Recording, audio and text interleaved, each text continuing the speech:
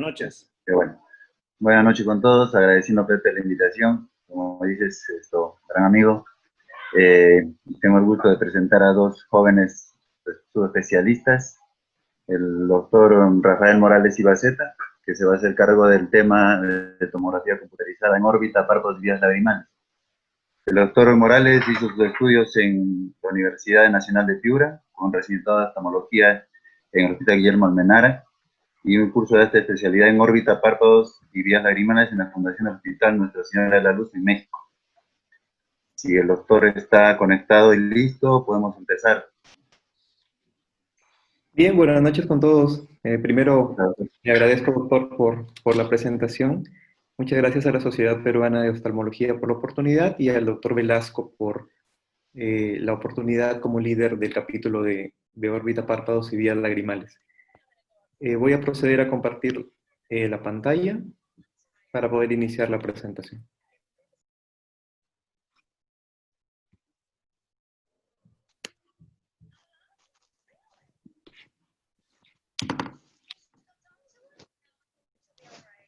Muy bien.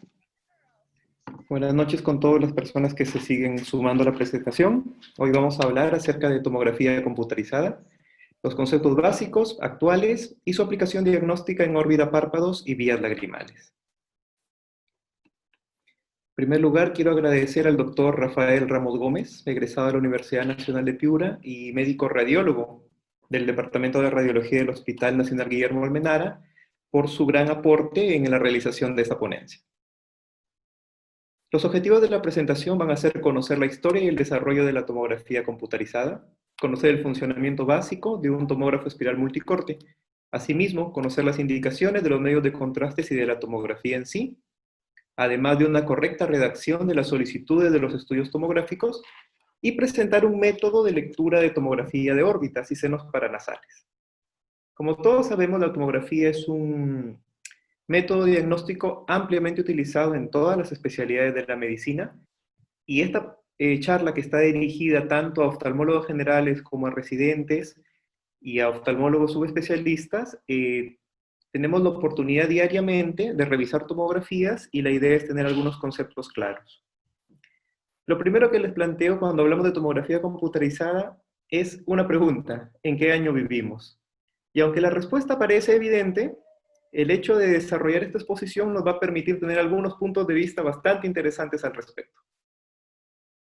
Los fundamentos. Tenemos que saber que los rayos X es radiación electromagnética invisible que es emitida por los electrones. Tiene la capacidad de atravesar cuerpos opacos y de imprimir películas fotográficas, con una longitud de onda de 10 a 0.1 nanómetros. Lo descubrió el físico Wilhelm Conrad Röntgen en 1895, en donde se inicia esta aventura del uso de los rayos X, y él lo describió como una radiación muy penetrante, invisible y capaz de atravesar grandes espesores de papel e incluso metales poco densos. Les llamó rayos incógnita o rayos X porque no sabía de qué se trataba, no sabía explicarlos en su momento. Y realizó la primera radiografía de la que se tiene registro en un ser humano con la mano de su esposa. Generalidades de la tomografía. Podemos decir que la tomografía es un método diagnóstico que utiliza rayos X con el fin de obtener densidades tisulares, expresarlas en una escala de grises y con estas generar imágenes transversales a través de un software o un sistema informático. Le debemos la invención de esta tecnología a dos ingenieros electrónicos, uno sudafricano-americano y un inglés. En el caso del ingeniero electrónico Alan MacLeod Cormack, él postuló en 1967 que era posible determinar el coeficiente de absorción de radiación de las diversas sustancias si las irradiáramos. Y a partir de ahí el ingeniero Geoffrey Newbold Humfield inventó la tomografía computarizada, realizó el primer scan en 1971 y presentó el equipo en Estados Unidos en el 72. Debido al parteaguas que ha sido la invención de este método diagnóstico en todas las ramas de la medicina, se les premió con el Premio Nobel de Fisiología y Medicina en 1979.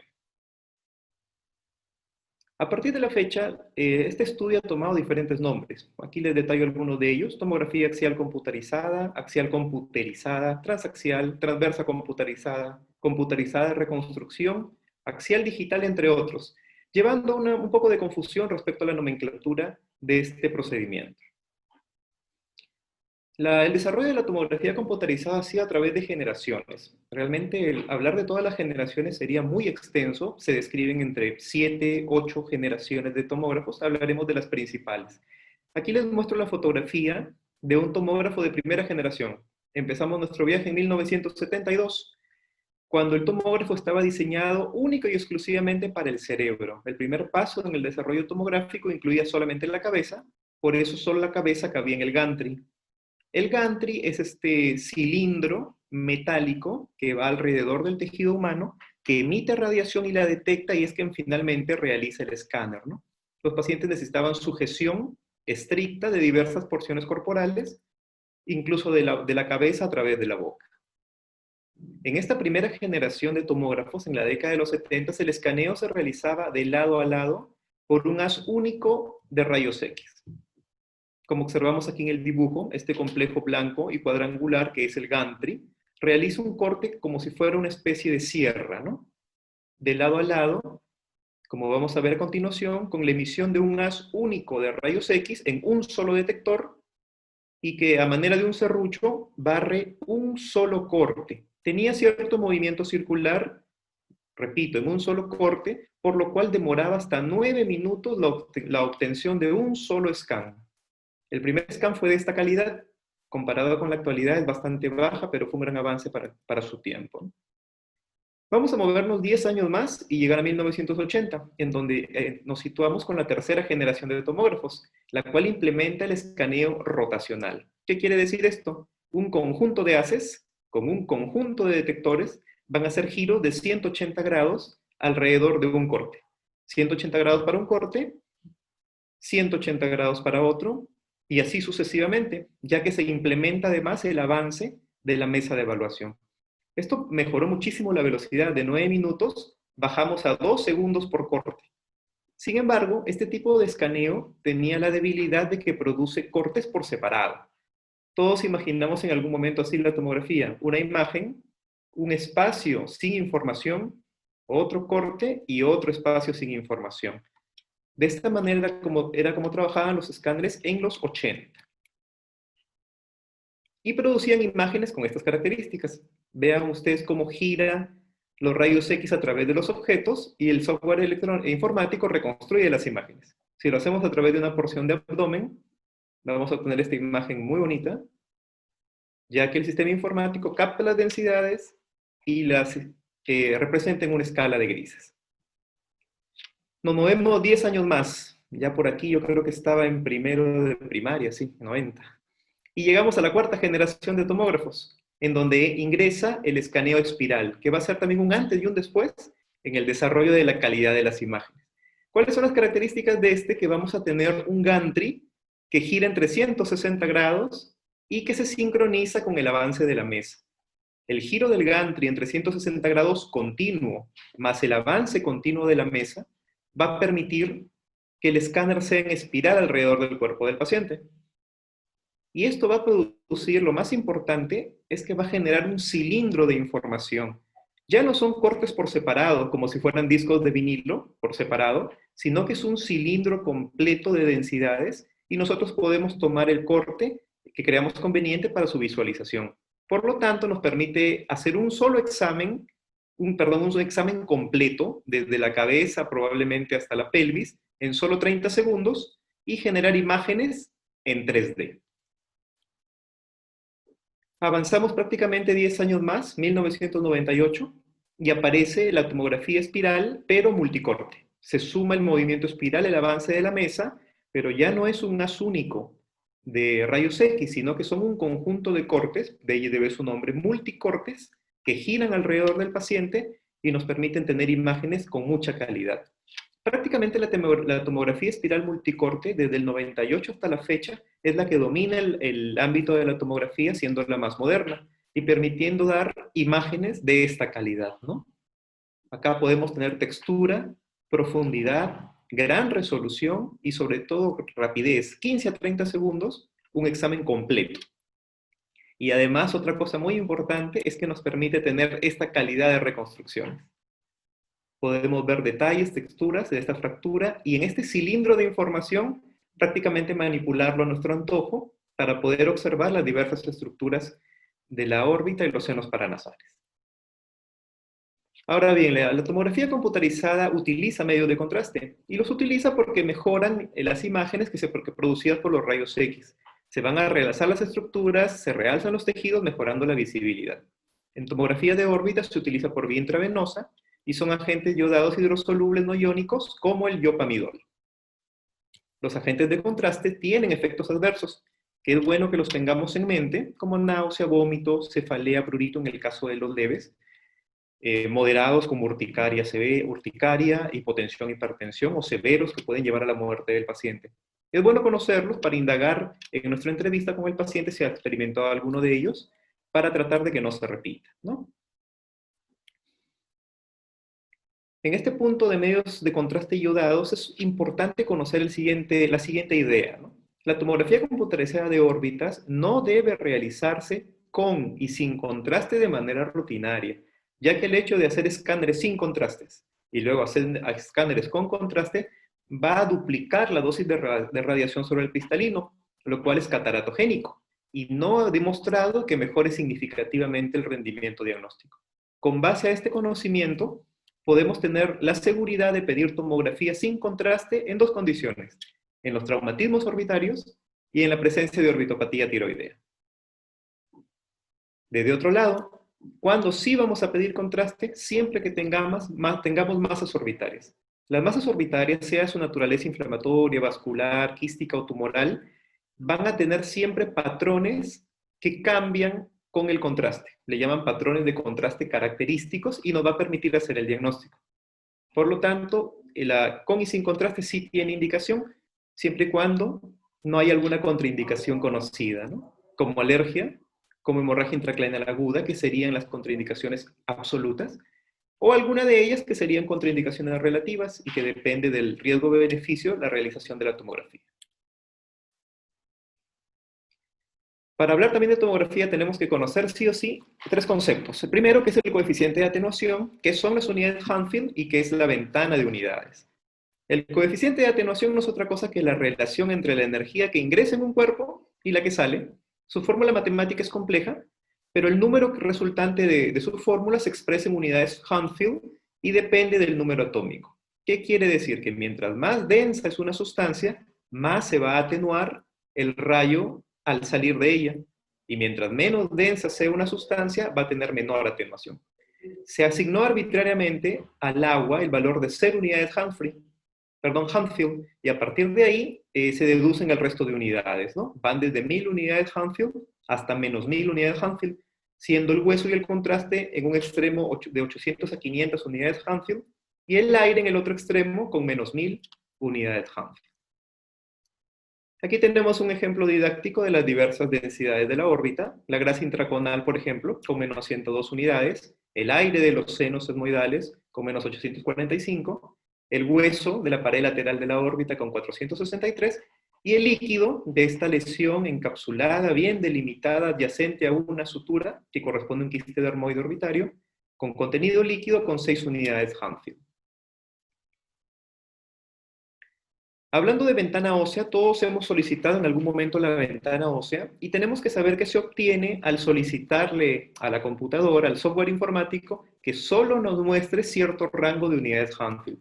Como los tejidos del paciente están escaneados en su totalidad, tenemos una amplia gama de densidades y nosotros podemos pedirle al sistema informático que nos muestre solo densidades, por ejemplo, de 800 a 500, y el resto se van a atenuar. No es perfecto, pero desaparecen, entre comillas, del contenido orbitario y resalta el contenido óseo, o solo se ve el contenido óseo, que aquí se encuentra alterado con lesiones osteolíticas, osteoclásticas, debido a un meningio. Ahora, ¿cuáles son los beneficios de la tomografía computarizada? Hablando de sus beneficios de aplicación para la órbita. Tenemos que es un método que no es invasivo, no es doloroso, importantísimo, que obtiene hueso, tejido blando y vasos sanguíneos a la vez, a diferencia de resonancia magnética que no nos da la imagen ósea. Nos permite hacer planificaciones quirúrgicas, es rápida y sencilla, excelente para evaluar hueso y hemorragias en periodo agudo, es menos sensible al movimiento que la resonancia magnética y puede realizarse en cualquier paciente independientemente del dispositivo médico que pueda aportar. brinda imágenes en tiempo real y tiene un costo cada vez más accesible. ¿Cuáles serían las indicaciones de la tomografía computarizada orbitaria? La necesitaríamos en traumatismos, en masas orbitarias con contraste, en procesos inflamatorios orbitarios, cuando hay pérdida visual que no puede ser evaluada por otro medio, y en la planificación quirúrgica. Entonces, llegamos ya al año 2020 y empezamos a tener conceptos actuales. Según el consenso radiológico actual, según la Sociedad de Radiología de Norteamérica, el término que deberíamos emplear es en general tomografía computarizada. Y la tomografía computarizada produce tres tipos de imágenes: imágenes axiales, reconstrucciones coronales y reconstrucciones sagitales de manera rutinaria. Asimismo, nosotros podemos solicitar reconstrucciones en 3D y la presencia de la ventana ósea en el caso de los estudios de los huesos. El término TAC, que yo lo escucho mucho en algunos colegas, en muchos residentes, es un término que actualmente está en desuso. Este era el nombre de la tomografía axial computarizada empleado en la década de los 70 y se relacionaba a que solamente podían hacerse estudios del cerebro cuando solo podían obtenerse imágenes axiales. No, a veces podemos tener una reconstrucción coronal y muchos dicen ahí tenemos una TAC de órbitas, cuando esta palabra solamente habla de axialidad, ¿no? Cuando solo podían obtenerse este tipo de imágenes y de esta calidad. Por lo tanto, el término TAC actualmente debe quedar en desuso. ¿Cómo debemos solicitar este estudio? Tenemos que tener en cuenta 7 puntos muy importantes. El primero es anotar la región anatómica que estamos evaluando, sea órbitas o senos paranasales o ambos. Anotar la necesidad o no de contraste. Sugerir la longitud de cortes, en el caso de los estudios de la órbita deben ser menores de 3 milímetros. Solicitar que tenga imágenes axiales, reconstrucciones coronales y sagitales. Podemos pedir que tenga reconstrucción 3D y ventana ósea. Si lo necesitamos, es mejor anotarlo. No siempre los colegas, colegas radiólogos o los tecnólogos en radiología no siempre los incluyen. Y muy importante el punto 6 y el punto 7. Debemos colocar el diagnóstico topográfico y presuntivo, colocar lo que estamos pensando y darle al radiólogo todos los datos clínicos que podamos, como enfermedades previas, cirugías previas, sospechas de cuerpo extraño. Me comentaban en el Departamento de Radiología de Hospital Almenara que una gasa, por ejemplo, intraabdominal, tiene la densidad en tomografía idéntica a un tumor intraabdominal, un tumor de intestino, ¿no? Entonces, imagínense la confusión del radiólogo de tener una orden donde solo le piden una tomografía de abdomen y no decirles para qué, ¿no? Al nosotros colocar que el paciente tiene cirugía previa y se busca un cuerpo extraño de tales características, le da mucho contexto para hacer un diagnóstico más preciso. Ahora, ¿por qué pedimos cortes de 3 milímetros? Esto es algo que también tenemos que tener bastante claro. La idea de que, por ejemplo, en el caso de esta orca grande que tiene dentro un pececito, y nosotros queremos observarlos a través de la tomografía, si pedimos cortes de 3 milímetros, tendríamos la posibilidad de que los escaneos no tomen al cuerpo que nosotros queremos observar. Y se nos ocurriría pedir, por ejemplo, cortes de 1 milímetro, los cuales sí pasarían a través del objeto que queremos evaluar. Esta idea es errada también. Actualmente es una idea que se sustenta en los tomógrafos de los 70s y en esa década básicamente. ¿Por qué? Para entender por qué tenemos que pedir cortes menores de 3 milímetros, les he preparado este esquema y vamos a suponer que las de rayos X son este paquete de fideos.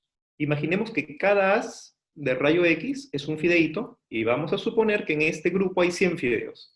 Si nosotros pedimos un corte de 0.75 milímetros, lo que vamos a hacer es que en esta área pequeña, correspondiente a la apertura de 0.75 milímetros, va a ser la que va a escanear al paciente y va a generar un voxel de información que contiene 100 fideos.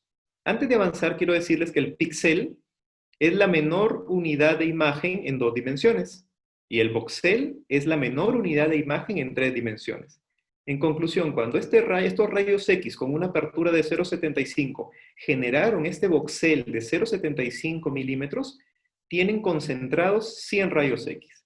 Si nosotros pedimos un corte de 1 milímetro, lo que vamos a hacer es dispersar los mismos 100 rayos X en un voxel de 1 milímetro de arista. A su vez, si pedimos un corte de 2 milímetros, vamos en este voxel mucho más grande a tener los mismos 100 rayos X en el momento de la evaluación. Otro concepto importante es que los cortes no se realizan uno a continuación del otro, sino que para tratar de que no se escape ningún punto de tejido, los cortes en los tomógrafos actuales se superponen. Por ejemplo, tenemos un corte inicial de 2 milímetros y el siguiente será así, el siguiente será así y el siguiente será así, dejando prácticamente ningún punto del tejido del paciente sin ser escaneado. La idea de que un corte de 1 milímetro se va a realizar a continuación del otro es un concepto también actualmente errado y es de tomógrafos de hace 30, 40 años, ¿no? Por lo tanto, ¿por qué pedimos cortes menores de 30 milímetros? Porque al tener menos milímetros en nuestro corte, vamos a tener voxeles con más datos, ¿no? Y si tenemos más datos en un voxel, nos va a permitir tener una mejor resolución. En tal caso, esa sería la respuesta. ¿Por qué corte menor de 3 milímetros? Porque tenemos una mejor resolución de del pequeño tamaño de las estructuras orbitales. Tenemos que conocer que también tenemos 3 planos corporales, los cuales son sagital, coronal y axial. En el caso del plano axial, que es el que estoy señalando aquí, permite dividir al cuerpo en una porción superior y en una inferior. En el caso del plano coronal, divide el cuerpo en una porción anterior y en una posterior, y en el caso del plano sagital, divide el cuerpo humano en una porción izquierda y una derecha. Por lo tanto, ahora ya podemos hacer correlación entre la imagen y la anatomía a partir de estos conceptos. Por ejemplo, aquí tenemos una imagen axial de órbitas en la cual podemos evaluar varias estructuras. Están realzadas de manera esquemática el recto superior, el recto medial, el recto lateral. Tenemos la pared orbitaria lateral, la pared orbitaria medial, los dos globos oculares con sus respectivos cristalinos, el aire en los senos etmoidales y el tejido cerebral. Si realizamos un corte en esta reconstrucción, en esta imagen axial a través del recto superior, podemos evaluar la hendidura orbitaria superior. Asimismo, un corte a nivel del nervio óptico nos va a permitir evaluar el canal óptico, representado por esta área de color rojo. Y también podemos evaluar otras estructuras como el canal infraorbitario en esta reconstrucción coronal de la órbita izquierda.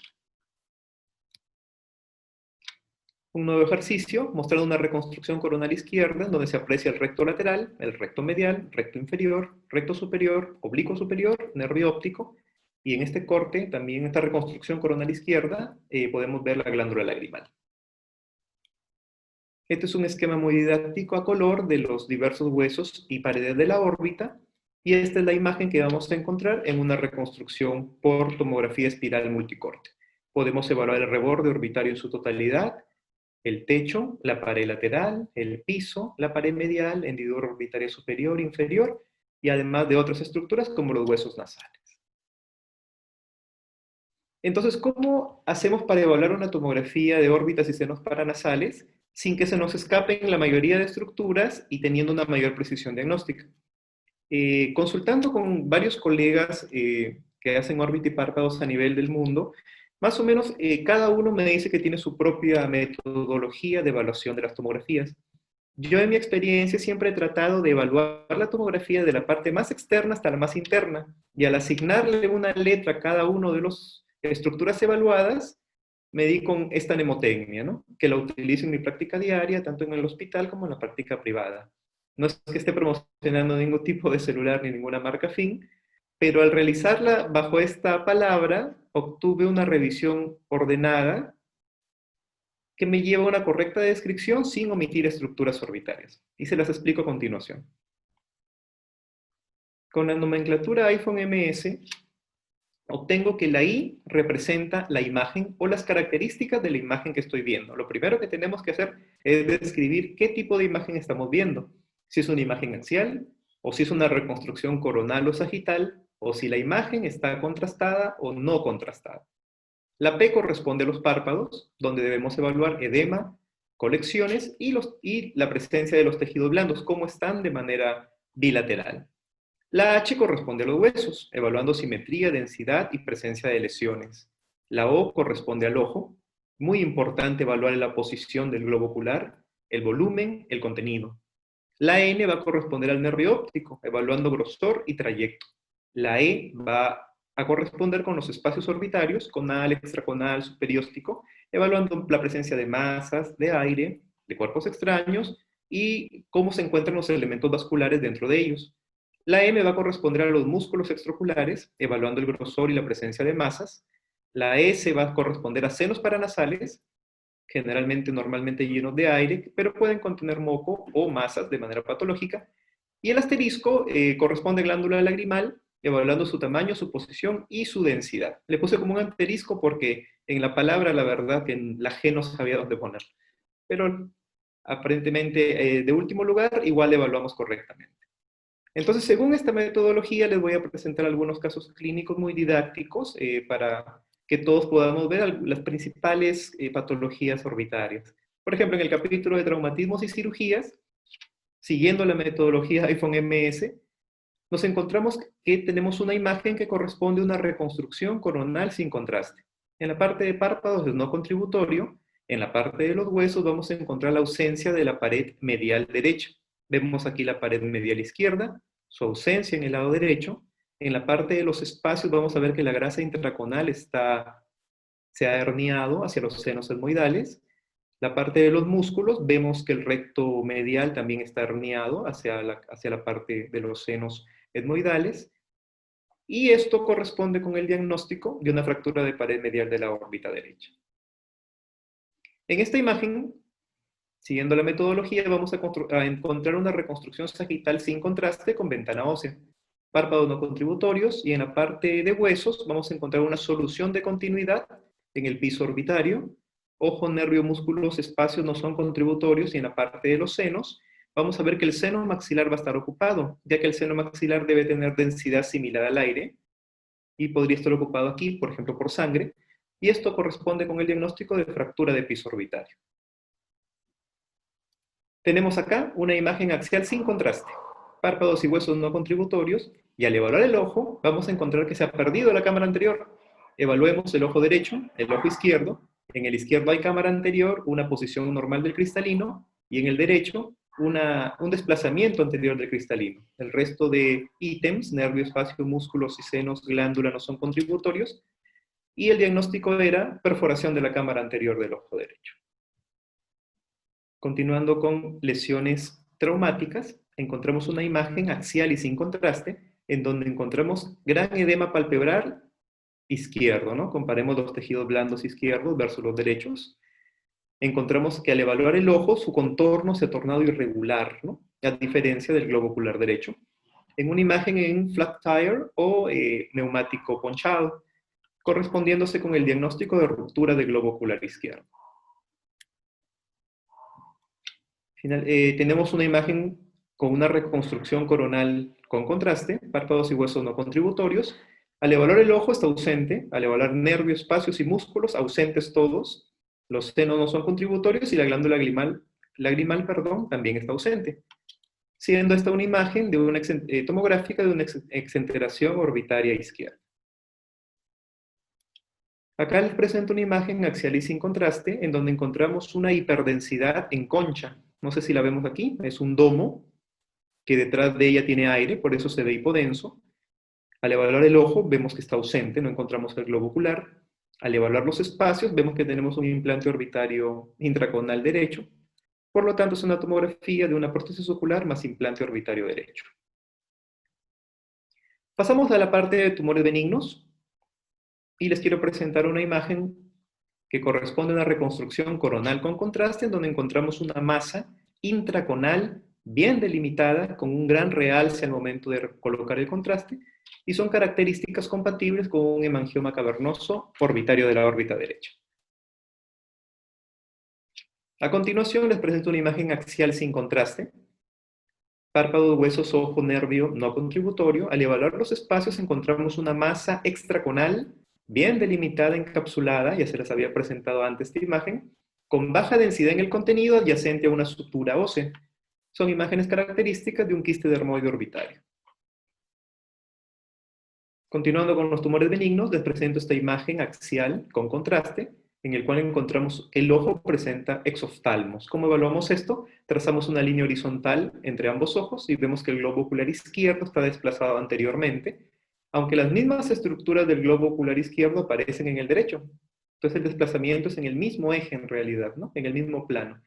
exoftalmos izquierdo y te encontramos una masa bien delimitada, también encapsulada, con densidades mixtas que ocupa el espacio intraconal y que corresponde al diagnóstico de un schwannoma orbitario. Esta imagen es una de las más características en esta imagen axial con contraste, párpados, huesos y ojos no contributorios. Al evaluar el nervio óptico vamos a encontrar una masa hiperdensa que capta el contraste muy bien con el trayecto del nervio óptico hipodenso en el centro. Esta imagen la describen clásicamente como vía de tranvía o tram track o imagen de sándwich por tener dos regiones hiperdensas con una hipodensa en el centro y corresponde clásicamente al meningioma de la vaina del nervio óptico, en este caso izquierdo. Les presento ahora algunos tumores malignos antes de avanzar a la patología vascular. Y vamos a encontrar una imagen que es una reconstrucción coronal con contraste, en la cual el ojo se encuentra desplazado lateralmente, y en el caso de los espacios extraconales e intraconales están ocupados por una masa isodensa, con realce positivo, y que en este tipo particular de imagen no presenta lisis ósea, y corresponde con linfoma orbitario izquierdo. En esta imagen tenemos ahora sí una reconstrucción sagital, párpados no contributorios. En la parte de huesos podemos observar irregularidades óseas. Al evaluar el ojo, vamos a encontrar que tenemos una lesión en domo intraocular hiperdensa que tiene extensión extraocular, que ha comprometido los espacios extra-intraconales con realce positivo y con densidades mixtas. Esta imagen corresponde con un melanoma ocular con extensión orbitaria. Hablando de un tumor maligno más, muy conocido por los oftalmólogos pediatras, vemos que esto es una imagen axial sin contraste, en donde al evaluar el ojo, vamos a encontrar en el ojo derecho una masa calcificada posterior, con el diagnóstico de retinoblastoma intraocular del ojo derecho. Continuando con la metodología, al describir la imagen encontramos que es una reconstrucción coronal con contraste, y tenemos una masa extraconal que se amolda a la pared orbitaria sin lisis ósea, siendo una imagen característica de leucemia orbitaria derecha. En esta imagen vamos a encontrar una imagen axial con contraste. El ojo está en proptosis. ¿Por qué está en proptosis? Porque al hacer este corte, los volúmenes oculares deberían ser similares. Sin embargo, este globo ocular izquierdo está descendido, aparece más pequeño, y encontramos una lesión no encapsulada e irregular que se encuentra en la fosa lagrimal. Según la bibliografía revisada, corresponde al diagnóstico de un carcinoma adenoideo quístico de glándula lagrimal izquierda. Patología vascular sería el penúltimo tema. Les presento tres casos.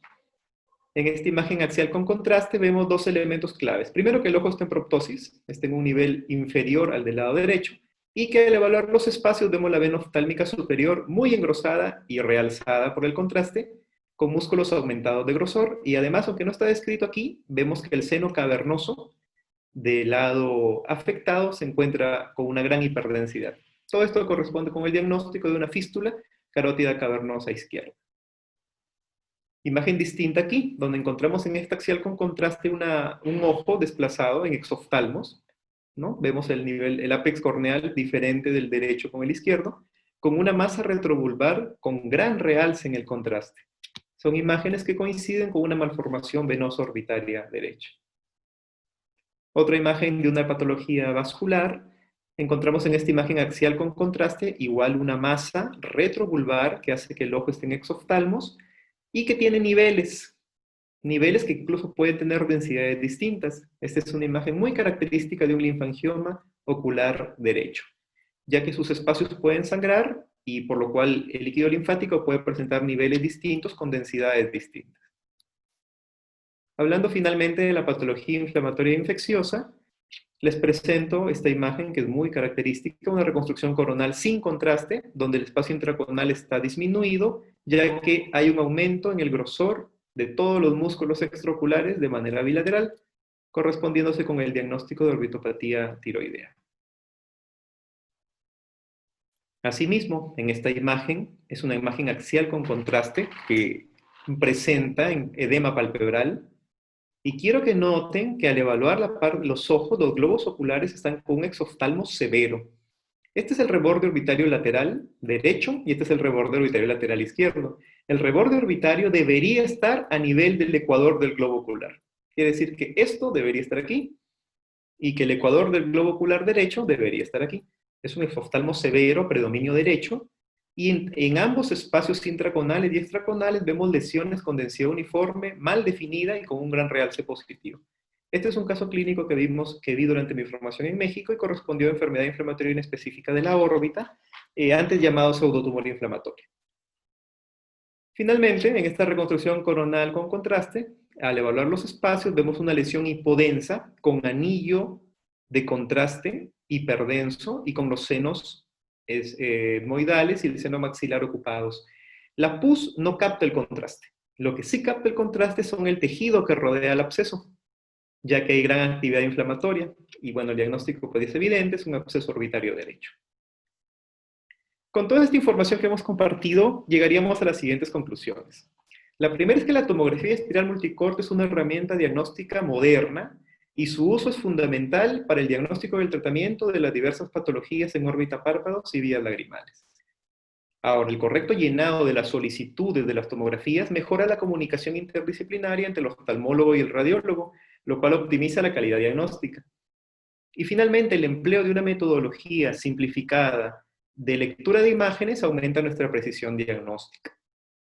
Para terminar, les muestro que gracias a la evaluación clínica, al tratamiento médico y apoyados en la tomografía computarizada, podemos hacer diagnósticos. Esta es la imagen de la fotografía del paciente con enfermedad inflamatoria idiopática de la órbita severa, y tras 3 meses de tratamiento en el Hospital de la Luz, podemos conseguir estos resultados. Les presento un caso también de nuestro hospital, del Hospital Menara, igualmente gracias a la evaluación clínica, a un tratamiento quirúrgico de descompresión orbitaria, basados y sustentados en la tomografía computarizada, porque tenía orbitopatía tiroidea inactiva y moderada severa, podemos tener estos resultados desde el primer día posoperatorio. Esto es lo que les quería presentar. Les doy muchas gracias por su atención.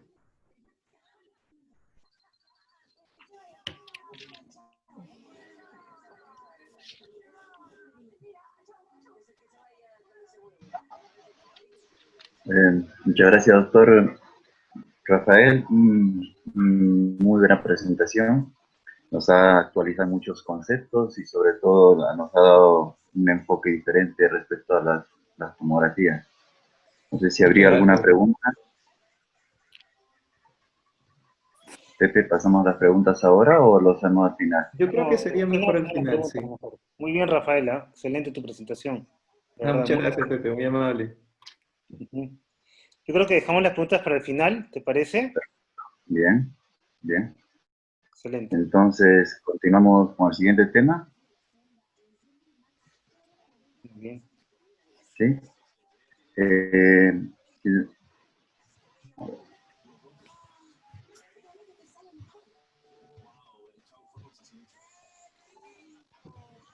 A ver, ahora tenemos...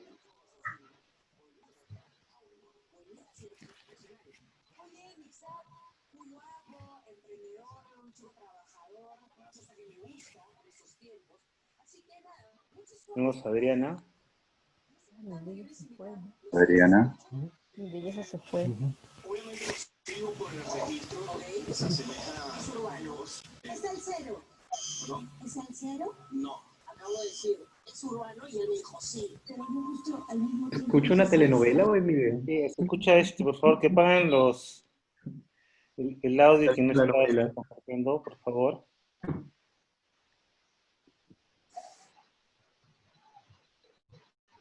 A ver, quería compartir pantalla, Pepe, porque me permití, sabiendo que el siguiente tema es es un tema ya quirúrgico de parte de Adriana, hice una especie de preámbulo para su presentación. Ya, me parece muy bien.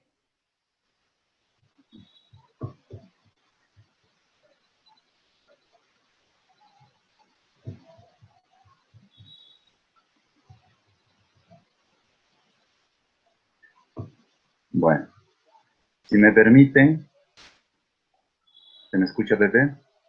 Sí, sí. Ya. Si me permiten, Adriana va a presentar la parte quirúrgica de lo que es un COSELE. Sin embargo, Hice este preámbulo porque me nació la inquietud debido a que yo trabajo en un hospital, es un hospital general donde tenemos otras especialidades y una especialidad muy cercana es la de otorrino. Gracias a un colega y amigo, doctor Jorge Martínez, algunos conceptos que he puesto en unas cuantas diapositivas. El mucoser es una actividad, perdón, una patología que se puede considerar como un pseudotumor, porque lo que se presenta es el crecimiento de los senos paranasales a raíz de la obstrucción del orden de salida del moco que generalmente se produce dentro de estas cavidades. Entonces, teniendo ese concepto, tenemos a las relaciones anatómicas que tiene la órbita, donde pueden ver que todas están con los senos paranasales que deben tener aire y algo de moco, pero que por la falla presentan algún tipo de obstrucción y empiezan a crecer. Eso generaría con el paso del tiempo alguna sintomatología oftalmológica y también obviamente de otorrino. Y aquí donde viene una pequeña diferencia. Cuando hablamos oftalmológicamente, uno de los síntomas que más se presenta es la cefalea. También tenemos un dolor periorbitario, tumefacción, son síntomas más o menos vagos. Sin embargo, cuando estamos hablando de otorrino, lo que más se les presenta a ellos es el dolor facial, antes que los síntomas orbitarios como los oftalmos. Los demás síntomas que ya son compartidos, como la tosis, la diplopia, ya dependen también del tamaño de la tumoración.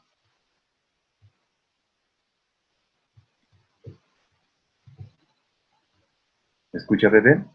Sí, ya se escucha. Cuando hablamos de la parte oftalmológica, nosotros tenemos como 90% de sintomatología oftalmológica, los síntomas generados por los senos frontales y los frontoesmoidales. Sin embargo, en la parte otorrino tenemos que ellos tienen como mayor frecuencia de consulta problemas de origen del seno maxilar, después del frontal y del frontoesmoidal.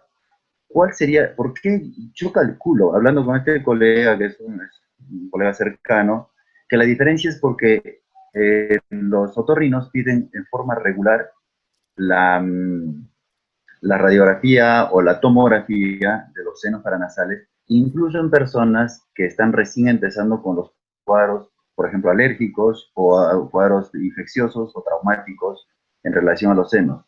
Por eso es que pudiera ser que ellos capten otro tipo de frecuencia, como la diferencia que estamos teniendo.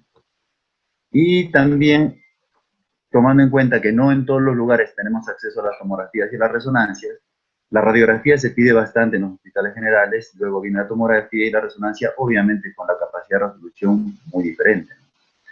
Pero acá tenemos las tres formas, una de ellas, gracias igualmente al doctor Martínez, que es el que me facilitó las fotografías. Una de ellas es la radiografía simple, donde se ve claramente que hay un problema en el seno frontal. Bueno, la tomografía que acá tenemos y la resonancia finalmente, que es para tejido plano. Ahora, el tratamiento. ¿Por qué puse médico en signo de interrogación? Porque realmente sabemos que no hay un tratamiento médico, pero sí podríamos pensar que aquellas personas que tienen problemas sinusales ya de larga data, en algún momento, si tuvieran algún problema oftálmico, algún síntoma oftálmico, podríamos pensar de que pasó algo así y nos tendríamos que ayudar con las imágenes. Finalmente, bueno, los diagnósticos diferenciales que debemos tomar en cuenta son aquellos que están relacionados sobre todo a aquellas patologías del vértice orbitario, ¿no? El pseudotumor orbitario, el meningioma, schwannoma, lo que está escrito allí, patología secundaria, metastásica, etc. El tratamiento definitivamente es quirúrgico y allí sí tenemos que pedir a Adriana para que se haga cargo de la siguiente ponencia. Adriana Palomino, tengo el gran placer de presentarla. Adriana realizó sus estudios de medicina por la Universidad Católica Santa María de Arequipa, su residentado en el Hospital Yanaguara, el hospital donde yo trabajo. Tuvimos el gran placer de tenerla como residenta, Y finalmente hizo su especialidad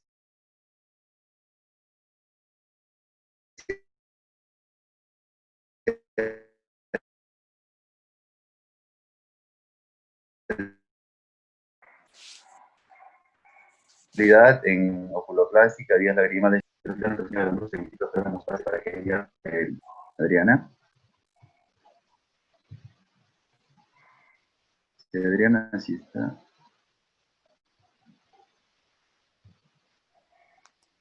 Adriana, para que te puedas conectar, por favor, para que compartas tu pantalla.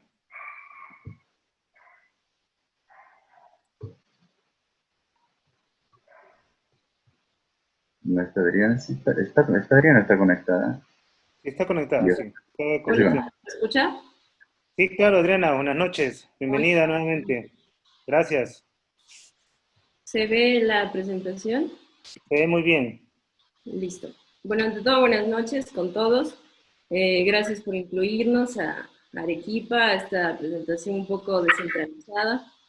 Y agradecerle al doctor Mancilla también la presentación, que ha sido uno de mis grandes maestros mientras me formaba en la residencia. Entonces, básicamente lo que yo les quiero compartir es ya un poco más el enfoque del manejo del mucosele.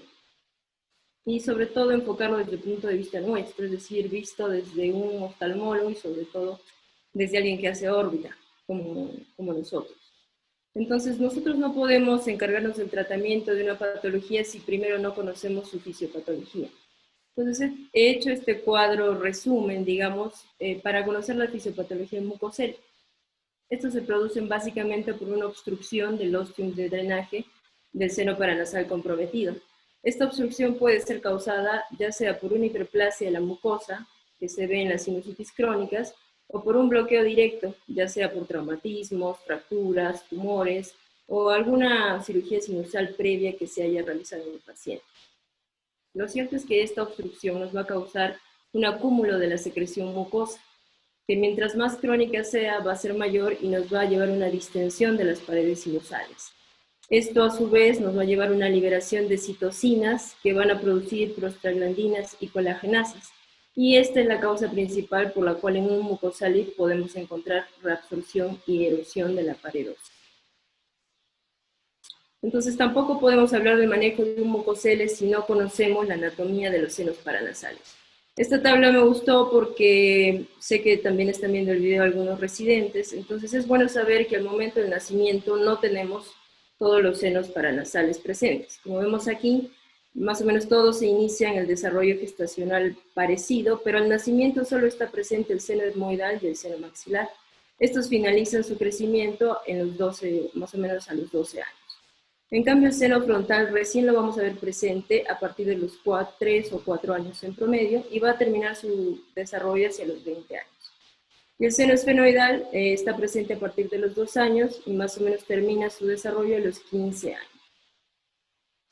Entonces aquí ya voy a hablar acerca de aspectos anatómicos que me importa que se entiendan bien para poder hablar del manejo de los mucoseles.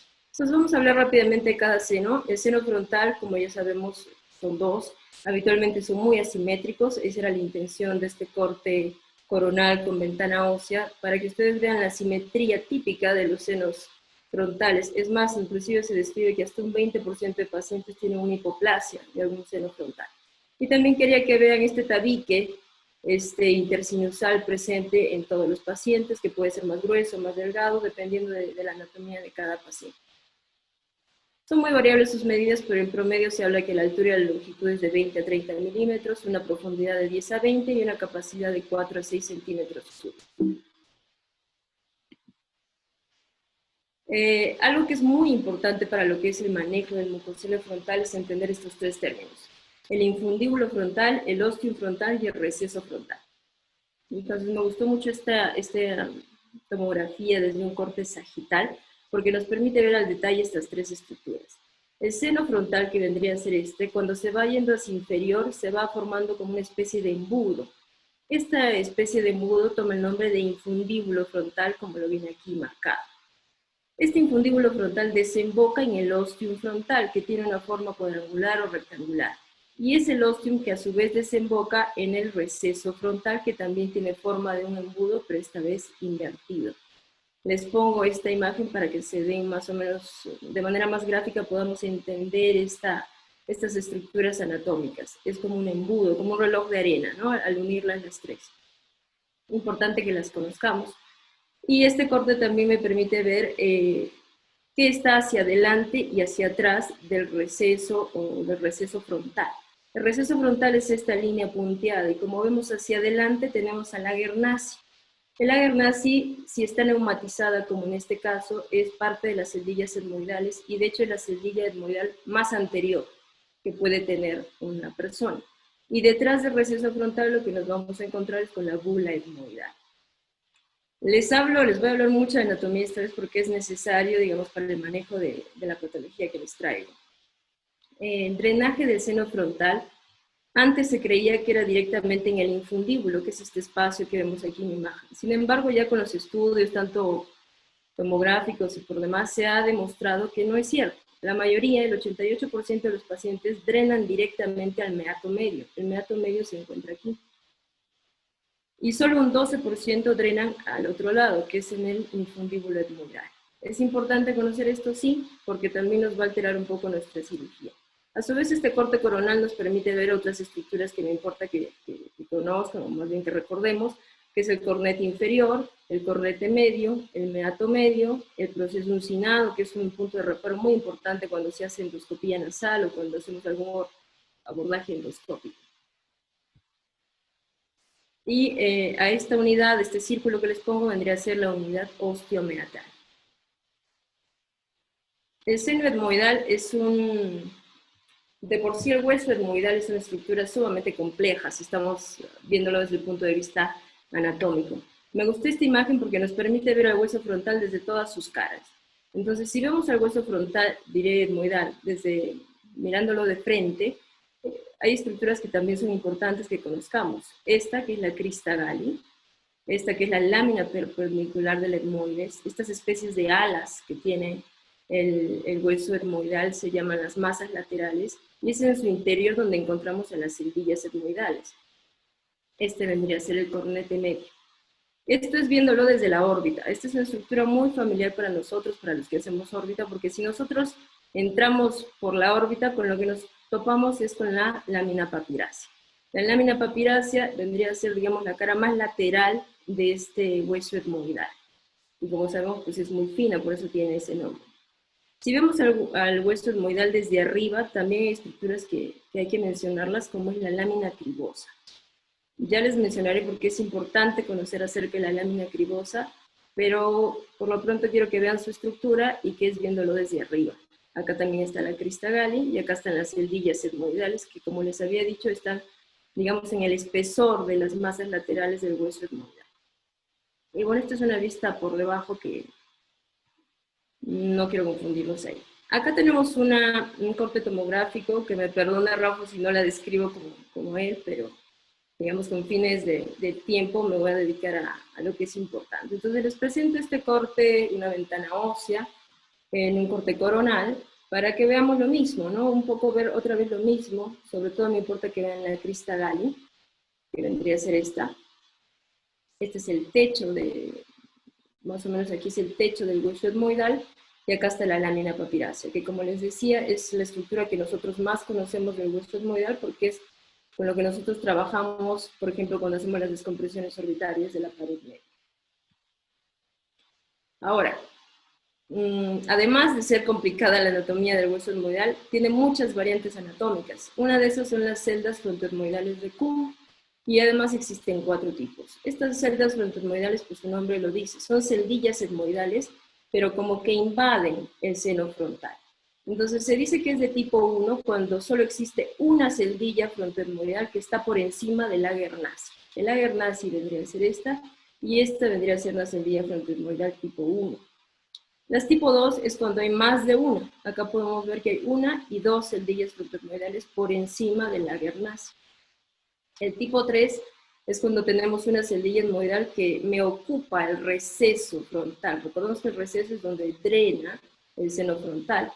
Y vemos que esta es una celdilla además bastante grande. Entonces definitivamente este tipo de celdillas se ven muy relacionadas en los pacientes que tienen mucocelia, porque ocupan un espacio, digamos, necesario para que se drene el contenido del seno frontal. Y las de tipo 4 es cuando tenemos alguna celdilla aislada, pero como ven ya estamos en el espesor, o sea, en el mismo espacio del seno frontal. Hablando del seno maxilar, también tiene el nombre del antro de Highmore. Básicamente sabemos que es el seno paranasal más grande. Recordarles su anatomía, que es como una forma piramidal, pero la base de la pirámide va a estar hacia la cavidad nasal. De hecho, la pared interna la forma, o la base la forma la lámina vertical del hueso palatino. Y el ápice o el vértice de esta pirámide está en la apófisis cigomática. También les traje esta imagen porque acá se ve otra variación de la anatomía de las celdillas etmoidales, que toma el nombre de celda de Haller. Esta celda de Haller es cuando existen celdillas frontoetmoidales que están invadiendo en el seno maxilar. Importante también verlas, sí, porque obviamente también ocupan el espacio del drenaje del seno maxilar. Entonces, si están presentes, es altamente probable que sean la causa o que colaboren mucho con la formación de algún proceso obstructivo y sobre todo de un mucoseno. Finalmente, el seno esfenoidal, como sabemos, digamos, es el más posterior, también son dos, también presentan cierta asimetría. Acá me parece que les presentaba esta tomografía para que vieran como esta muesquita que vendría a ser el ostium del seno esfenoidal. Este ostium se encuentra en la cara anterior del seno esfenoidal, un poco más hacia medial, aproximadamente mide de 2 a 3 milímetros. Y esta es una tomografía en un corte coronal donde podemos ver al seno esfenoidal, que vendría a ser este, y este asterisco es otra variante de la anatomía, que toma el nombre de celdas de Onodi. Estas celdas de Onodi son también celdillas etmoidales, pero que se ubican encima prácticamente del seno esfenoidal. Son importantes también porque también nos pueden alterar al momento de querer drenar o tratar alguna patología del seno esfenoidal. De hecho, cuando están presentes, hay más riesgo de que al momento de abordarlas quirúrgicamente dañemos el nervio óptico o la carótida interna. Recordarles dónde es la desembocadura de cada seno paranasal. En el meato superior desembocan el seno esfenoidal y las celdillas etmoidales posteriores. En el meato medio desembocan las celdillas etmoidales anteriores, el seno maxilar y el seno frontal. Y en el meato inferior lo que nos encontramos es el conducto lacrimonasal. Ya hablando del tratamiento, el tratamiento definitivo en mucosele es quirúrgico, absolutamente, ¿no? Aquí no hay tratamiento médico, esto es quirúrgico sí o sí. Entonces, respecto al tratamiento quirúrgico tenemos dos opciones, tenemos abordajes externos y tenemos el abordaje endoscópico. Entonces nosotros, por nuestra especialidad, no todos estamos muy familiarizados con lo que es el abordaje endoscópico, ¿no? Esto es algo que más, digamos, lo dominan los otorrinos. De nuestra parte, estamos más familiarizados con lo que son los abordajes externos, ¿no? Sobre todo por vía órbita, vía orbitotomías. De todas maneras, quiero comentarles cómo es que podemos hacerlo, qué opciones tenemos siendo nosotros orbitólogos, ¿listo? Entonces, respecto a los abordajes externos, por ejemplo, tenemos el abordaje externo con una incisión de Lynch-Howard, que es una incisión muy conocida para todos los oculoplásticos y orbitólogos. Había técnicas que ya son más antiguas, que obviamente ya salen de nuestro campo, que más las manejaban en la cirugía, que son las sinusotomías osteoplásticas con obliteración del seno. Y, por ejemplo, para las patologías de seno maxilar era antes también muy utilizado el procedimiento de Cadwell-Booth. En general se dice que los abordajes externos, pues dependiendo también, digamos, del autor, se describe que tiene mayor morbilidad y también hay más riesgo de generarle al paciente una deformidad estética. Y se habla de una recidiva de hasta el 19%, que como vemos no es tan baja. El abordaje endoscópico, básicamente lo que se busca hacer es una infundibulotomía, nos permite hacer etmoidectomías anterior o media, dependiendo de lo que requiramos, y sobre todo de cara al mucoselo nos permite hacer una marsupialización sin algún abordaje externo. Y la recidiva, dependiendo del autor, también esto es muy variable, va desde el 12 al 13%. Entonces, para hablar de la incisión de Lynch-Howard, para recordárselas, es una incisión que se realiza en el cuadrante superomedial de la órbita, muy conocida por nosotros. Es una incisión bonita porque nos permite llegar prácticamente directamente al mucosel. Es decir, nosotros abrimos aquí y nos topamos con el mucosel. Tiene poca morbilidad porque no nos topamos ni con la aponeurosis ni con estructuras mayormente delicadas. Entonces, definitivamente es una buena opción para nosotros como orbitólogos. Nos permite resecar la mucosa del seno frontal. Obviamente hay que encargarnos de ampliar el drenaje hacia la nariz, ya les comentaré cómo. Y también nos permite hacer una resección de la pared etmoidal anterior y lateral. Simplemente para mencionarles la sinusotomía osteoplástica y obliteración, como les repito, esto ya sale de nuestro campo. Los neurocirujanos lo abordan ya sea por una incisión supraciliar, infraciliar o por un abordaje bicoronal, como aquí les presento en esta imagen.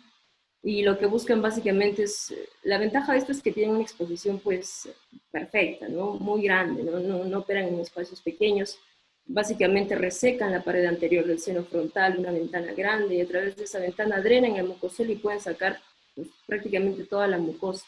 Y seguido esto lo obliteran. Para obliterarlo pues también hay infinidad de materiales, podemos usar grasa, podemos usar la galea, podemos hacer un colgajo pediculado del frontal o el mismo colgajo medio frontal, infinidad de cirugías, obviamente mucho más invasivas, ¿no?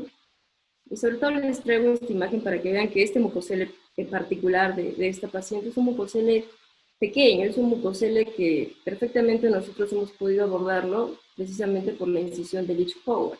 Y sin embargo esta paciente, como ven en el artículo, le han hecho un abordaje bicoronal, es decir, bastante grande, ¿no? Entonces este abordaje definitivamente tiene sus pros, tiene sus indicaciones, pero en mucoseles pequeños y que son accesibles yo creo que esta técnica nos queda un poco grande. El procedimiento de Cadwell y Luke es básicamente para el seno maxilar. Lo que hacen es hacer una incisión en el surco gingivo-bucal, como vemos aquí en la imagen, abren la pared anterior del seno maxilar y con eso consiguen un drenaje y una remoción de la mucosa que está dañada.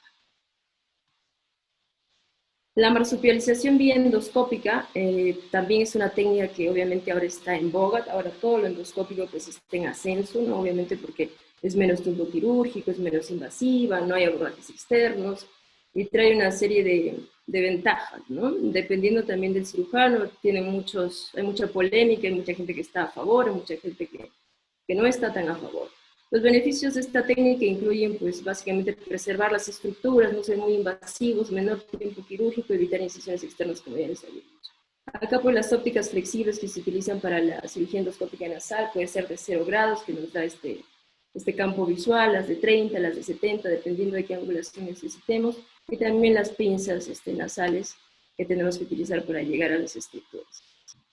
Les traigo esta imagen que ya es un corte en un cadáver, porque tiene varias estructuras anatómicas que son importantes para nosotros. Se las voy a ir, digamos, con un circulito recalcando cuáles son las más importantes. Por ejemplo, la 3 es el receso esfenoetmoidal. Es decir, estamos aquí en el seno esfenoidal, esta es la pared anterior del seno esfenoidal, acá está el ostium de drenaje del seno esfenoidal, y recordemos que esto se abre hacia el meato superior, que es donde drena el seno esfenoidal. De hecho, el 4 es el cornete superior, el 8 es el cornete medio, el cornete inferior, y el 10 que es el Lagernazi. Y como les digo, el Lagernazi es una estructura que tenemos que conocerla porque es importante para todo lo que es patología de senos paranasales. Entonces, cuando nosotros entramos por vía endoscópica, con lo que nos topamos es con esto, ¿no? Este es el tabique nasal, este es el cornete medio, y este es el meato medio, esta es la axila del cornete, y este es el Lagernazi, el del asterisco. Como ya les había mencionado, cuando está neumatizado, él es el digit etmoidal más anterior, es la estructura con la que prácticamente nos topamos al entrar. Entonces, esto es lo que vamos a ver cuando nosotros entramos a hacer algún tipo de procedimiento endoscópico, y vamos a trabajar pues, precisamente en el meato medio, en esta área, ¿no? Este es el proceso uncinado, tenemos que hacer una infundectomía y a través de ella podemos llegar al Lagernazi. El Lagernazi, como parte del hueso etmoidal, pues son una serie de laminillas óseas delgadas que podamos romperlas con una pinza de Kerrison. Y una vez que ya, digamos, llegamos al Lagernazi, recordemos que el Lagernazi está por delante del receso frontal. O sea, si nosotros llegamos al Lagernazi en una anatomía normal, Detrás de ella vamos a encontrar el receso del seno frontal, que acá se los marca, ¿no? De nuevo, este asterisco es el avernacio. Detrás del avernacio se encuentra el receso frontal. Algo que es bien importante es esta clasificación de Queiroz, no solo para tratamiento de mucoceles, sino también para todo lo que es cirugía descompresiva de órbita. Este esquema es el hueso etmoidal, este es el techo del hueso etmoidal, este es el cornete medio, esta es la crista gallis y esta es la lámina cribosa. Diré la lámina perpendicular y esta es la lámina cribosa. Entonces, esta clasificación de Queiroz básicamente nos relaciona el techo etmoidal con la lámina cribosa. Este es el techo etmoidal y esta es la lámina cribosa. Habitualmente, y lo ideal es que estén a la altura, porque máximo hay una diferencia, un desnivel entre ellos de 1 a 3 milímetros. Cuando tenemos este tipo de anatomías, los abordajes quirúrgicos, ya sean por vía endoscópica o sean por vía orbitaria, van a ser seguros, porque es una anatomía que nos permite estar seguros de que estamos entrando digamos, al hueso etmoidal y no a la fosa craneal media. Cosa que no pasa cuando tenemos una anatomía de tipo 2 o tipo 3. En la clasificación de Queiroz tipo 2, ya la lámina cribosa, como vemos, ya se encuentra más abajo en comparación al techo etmoidal. Se habla de una separación de más o menos de 4 a 7 milímetros. Y en el tipo 3 es mucho más marcada todavía. La lámina cribosa está mucho más inferior, digamos, si lo comparamos con el techo del seno etmoidal, más o menos de 8 a 16 milímetros. Nos importa, por supuesto que nos importa, como les decía, porque, por ejemplo, si hacemos una cirugía descompresiva, esta es la lámina papirácea. Nosotros entramos a la órbita, llegamos a la lámina papirácea. En una clasificación de Queiroz tipo 3, si no la hemos evaluado, si no nos hemos dado cuenta que tenía este tipo de anatomía, podemos entrar directamente a la fosa craneal anterior. Y una serie de complicaciones vienen con ellas, como por ejemplo una fístula de líquido cefalorraquídeo, causarle al paciente meningitis, inclusive hasta un encefalocele. Entonces, es bien importante que sepamos reconocer estos patrones, digamos, en la tomografía, para que decidamos nuestra técnica quirúrgica, tomamos las precauciones necesarias. Y acá abajo ya no les pongo un esquema, sino les pongo ejemplos en tomografías de personas de esto que les estoy hablando. Entonces, este es un tipo 1, este es el techo del etmoides, esto de aquí es la lámina cribosa. Como vemos, hay una diferencia de 2.9, este es un tipo 1, esta es una cirugía, digamos, segura. Este tipo 2 vemos que ya está más inferior, este es el techo y esta es la lámina cribosa. Entonces, ya tenemos riesgo de entrar a la fosa cerebral anterior. Bueno, en la tipo 3 ni hablar, ¿no? Como se ve aquí, nosotros entramos por aquí confiados de que estamos entrando o chocándonos con el cornete medio o entrando al hueso etmoidal y en realidad ya estamos entrando al cerebro. Entonces, esto es bien importante para cualquier tipo de abordaje de órbita que tengamos que hacer. Como les decía, esto nos va a causar que nosotros causemos una lesión iatrogénica, como por ejemplo una fístula de líquido cefalorraquídeo, meningitis, una encefalocele. Y entonces ya les presento unos casos clínicos distintos, cada uno quiero enfocarme en alguna cosa en particular. Este primer caso clínico es un masculino de 46 años de edad, de ocupación maestro, y acude refiriendo un aumento de volumen en la región frontoetmoidal de 4 meses de evolución, con diplopia más disminución de la agudeza visual de ese ojo. Importante los antecedentes, en todo lo que es patología de senos paranasales y mucocele, hay que detenernos en los antecedentes. Entonces, por ejemplo, este paciente tenía un traumatismo facial hace 30 años. No recordaba específicamente qué le habían hecho, pero sí sabe que lo habían operado 2 veces, le habían hecho cirugía maxilofacial y otras 2 de otorrino, es decir, es un paciente con la anatomía bastante manipulada, ¿no? Esto simplemente ya es factor de riesgo para hacer un mucocele. Además tenía hiperuricemia, era un paciente que tenía una amputación desde el nivel de la ingle, del miembro inferior derecho por refiere que fue una fascitis necrotizante, y además hace 4 meses, o hace año y medio más bien, sufrió un trauma facial mientras jugaba con su hija. Y es a partir de esto que empieza a notar este aumento de volumen. En cuanto al examen clínico, pues la agudeza visual era buena, la presión era normal, la exoftalmometría base sí se notaba un exoftalmos, una proptosis más bien, de 22 milímetros. El segmento anterior era normal y el segmento posterior también, sin alteración. Entonces aquí, este es un caso que también lo vimos en La Luz, en el Hospital de La Luz, donde nos hemos formado, tanto Rafa como yo. Llegan casos muy interesantes, este es uno de ellos. Acá vemos al paciente que tiene un aumento de volumen, ¿no?, en la región frontoetmoidal del ojo derecho, que le genera un desplazamiento, el desplazamiento típico de los mucoceles, que es contrario a donde está el tumor. Entonces, en este caso nos desplaza el globo ocular hacia abajo y hacia afuera. En este caso era una tumoración dolorosa. Los mucoceles pueden doler.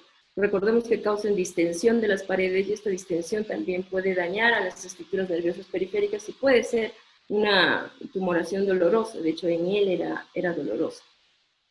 Acá tenemos una vista de perfil derecho, y acá podemos ver la proptosis, ¿no? Y es una proptosis que en el caso de mucoceles es una proptosis no axial. Acá tenemos el estrabograma, donde básicamente lo que vemos es una limitación a la supra y un poco a la ADB. Y acá ya tenemos algunos cortes de tomografía. Esta es una tomografía en un corte coronal con ventana para tejidos blandos, y acá podemos ver cómo tenemos una lesión bastante grande, isodensa, homogénea, con bordes bien definidos, que es como se ven los mucoceles, ¿no?, que nos genera un desplazamiento del globo ocular. Acá nos estamos yendo hacia atrás, digamos, en cortes más posteriores. Podemos ver que no solo afecta el seno etmoidal, sino que también afecta el seno frontal. Entonces, este es un mucocele frontoetmoidal, que de hecho es la variante más común. Lo más común es que sean sinusoides frontoetmoidales. Luego le siguen los frontales puros y luego los etmoidales puros. Vemos también cómo desplaza el recto medial, ¿no? Y también vemos cómo desplaza también el oblicuo superior. Entonces, sí generan, por eso es que generan la diplopia, ¿no?, porque generan una limitación a los movimientos, los ojos no se encuentran digamos, en el mismo eje, y ahí está diplopia. Esto ya es un corte axial, donde podemos ver la lesión, prácticamente lo mismo que ya les he descrito, y este es un corte sagital, donde también podemos ver el compromiso de la lesión, ¿no? Es una lesión bastante grande, hay mucoceles que son inclusive más grandes, que ya también les traigo un ejemplo de eso. Y esta es una reconstrucción tridimensional, donde sobre todo podemos ver cómo ha erosionado, ¿no?, el reborde orbitario anterior, ha erosionado la pared anterior del seno, también ha erosionado la lámina papirácea. Eso es algo típico en los mucoceles de larga data. Cuando estos son ya de muchos años o de mucho tiempo, como ya les expliqué, van produciendo citocinas que van erosionando la pared. Y esto es delicado, por supuesto, porque, por ejemplo, si nos empieza a erosionar la pared posterior del seno, cuando nosotros entramos a drenar el mucocele, nos encontramos con la masa encefálica. Entonces, es importante evaluar bien esa erosión antes de entrar a operar. Aquí les traigo el video cortito. Este es un abordaje quirúrgico con incisión de Lynch-Howard. Aquí estamos haciendo la incisión en el cuadrante superolateral. Entramos disecando por planos, básicamente abrimos el plano muscular, que es bastante delgado. Lo vamos disecando. Una vez que lo disecamos aquí, ya estamos viendo el mucocele. Se ve claramente esta estructura, ¿no?, bien delimitada, como encapsulada, ¿no?, rodeada por la mucosa del seno. La abrimos, sale el contenido mucoso de un color un poco oscuro, tal vez estábamos frente a un mucopiocela. Recordemos que los mucoceles también se pueden infectar y toman el nombre de mucopiocela. Entonces continuamos drenándolo, hacemos un lavado de la cavidad. Aquí lo que estamos buscando es el ostium, ¿no?, es el ostium del seno frontal. La idea es ampliarlo con alguna pinza que podamos tener. Aquí también lo estaban midiendo su profundidad. Como vemos, es un mucocele grande, ¿no? Y aquí encontraron un cuerpo extraño, más que un cuerpo extraño, probablemente sea algún material que habían utilizado en alguna de las otras cirugías que le habían hecho los cirujanos maxilofaciales u otorrinos para hacerle la reconstrucción. Y en este caso le pusieron un DREN. No es necesario en todos los casos, depende del cirujano, depende de lo que observes en la cirugía. Básicamente era para asegurarse que continúe el drenaje y se sacó al día siguiente. Entonces aquí tenemos las imágenes del preoperatorio de nuestro paciente, el posoperatorio a los 3 días. Aquí vemos cómo está la cicatriz, ¿no?, de la incisión que nosotros hemos hecho. No se ve un cambio tan evidente, sin embargo, sí se ve una mejor posición del globo ocular, no se ve menos desplazado, menos proptosis, el posoperado una semana y el posoperado un mes. Entonces, les pongo acá una línea porque me importa que vean que sí ha habido una mejoría, ¿no?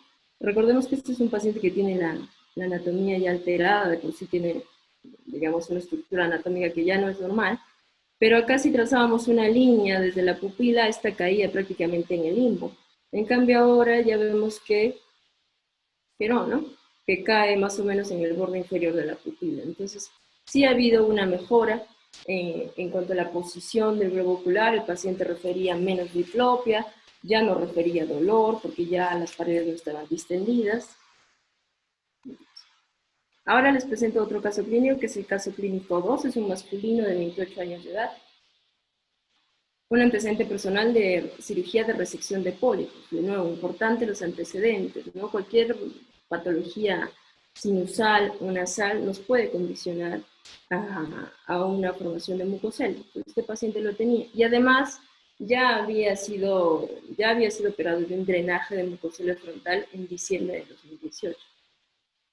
Y ahora acudía refiriendo un aumento de volumen no doloroso, en este caso, del párpado superior izquierdo de 2 semanas de evolución. Les traigo este caso porque es una presentación, digamos, atípica, ¿no? Nosotros esperamos que un mucosele se presente en el cuadrante superonasal, digamos, es lo común, es lo habitual, sea que afecte el seno frontal o el seno etmoidal, la tumoración la vamos a ver a este lado, ¿no?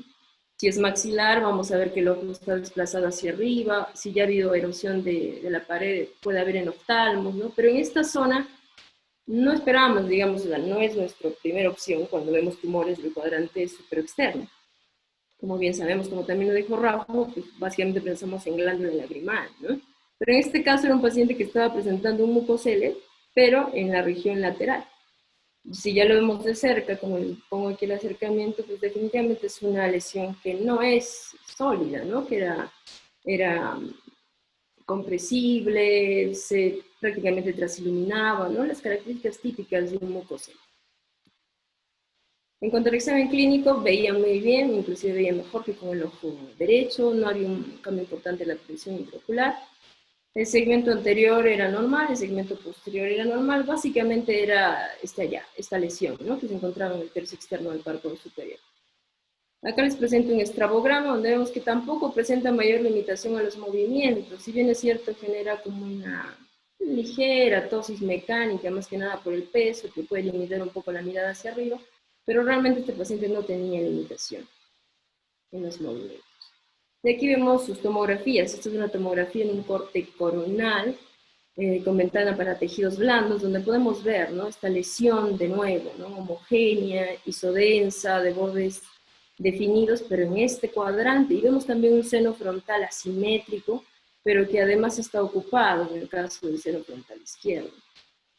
Aquí a simple vista no pareciera que hay erosión de las paredes del seno, sin embargo si nos vamos más hacia posterior, como en este corte, que es un corte más posterior, ahí ya vemos la razón por la cual el mucosel está en el cuadrante lateral, ¿no? Se dice que el mucosel erosiona el punto donde hay un punto de menos resistencia. Habitualmente es este lado, pero este mucosel, digamos, ha encontrado otro punto de menor resistencia, que es más hacia la pared, en el piso, hacia el cuadrante lateral.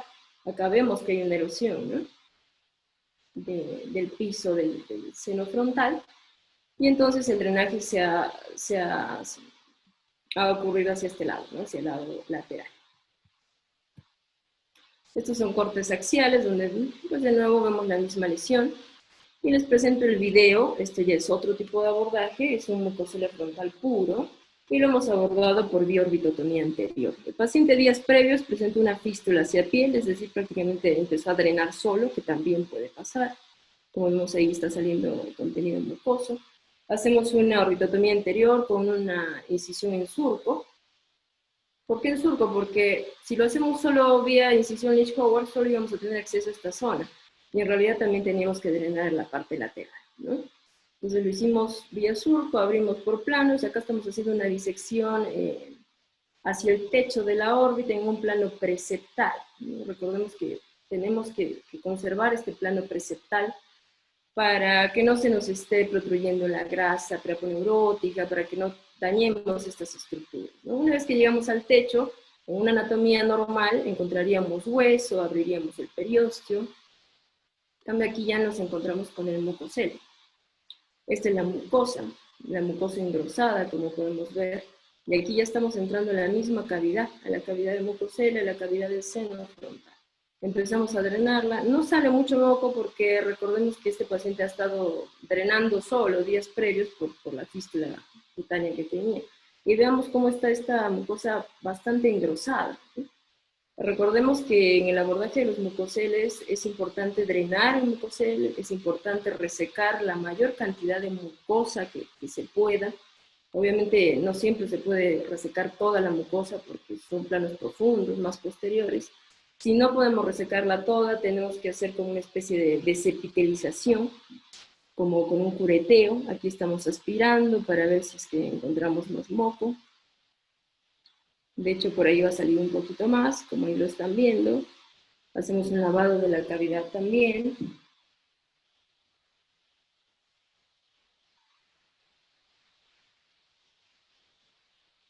Y luego aquí, esto es algo que me interesa que vean. Aquí, por nuestro abordaje, nosotros como orbitólogos, es la opción que tenemos, ¿no? Llegamos a la cavidad del seno y tenemos que buscar el infundíbulo del seno frontal. Recuerden que el seno frontal se va a ir adelgazando, se va haciendo más estrecho hacia inferior, y eso es el infundíbulo del seno frontal. Este desemboca en el ostium frontal. Entonces, si nosotros nos ubicamos en el infundíbulo, llegamos al ostium. Y es lo que estamos haciendo en este momento, ¿no? Con una pinza estamos intentando llegar hacia donde está el ostium del seno frontal, y lo que podemos hacer es intentar ampliar los márgenes del ostium y del receso frontal, para asegurarnos que este drenaje que estaba obstruido ya no lo esté. Si nosotros solo entramos, drenamos, desepitelizamos, quitamos mucosa y no nos aseguramos de tratar el problema obstructivo, va a residuar, ¿no? Entonces, tenemos esta opción nosotros de poder llegar hacia el infundíbulo, llegar al ostium, intentar ampliarlo. Ahí estamos llegando, ¿no? Estamos corroborando que estamos donde queremos estar. Lo ampliamos, y en este caso, como este paciente ya había sido operado, tenía cierta fibrosis, ¿no? Que es lo que estamos resecando ahora.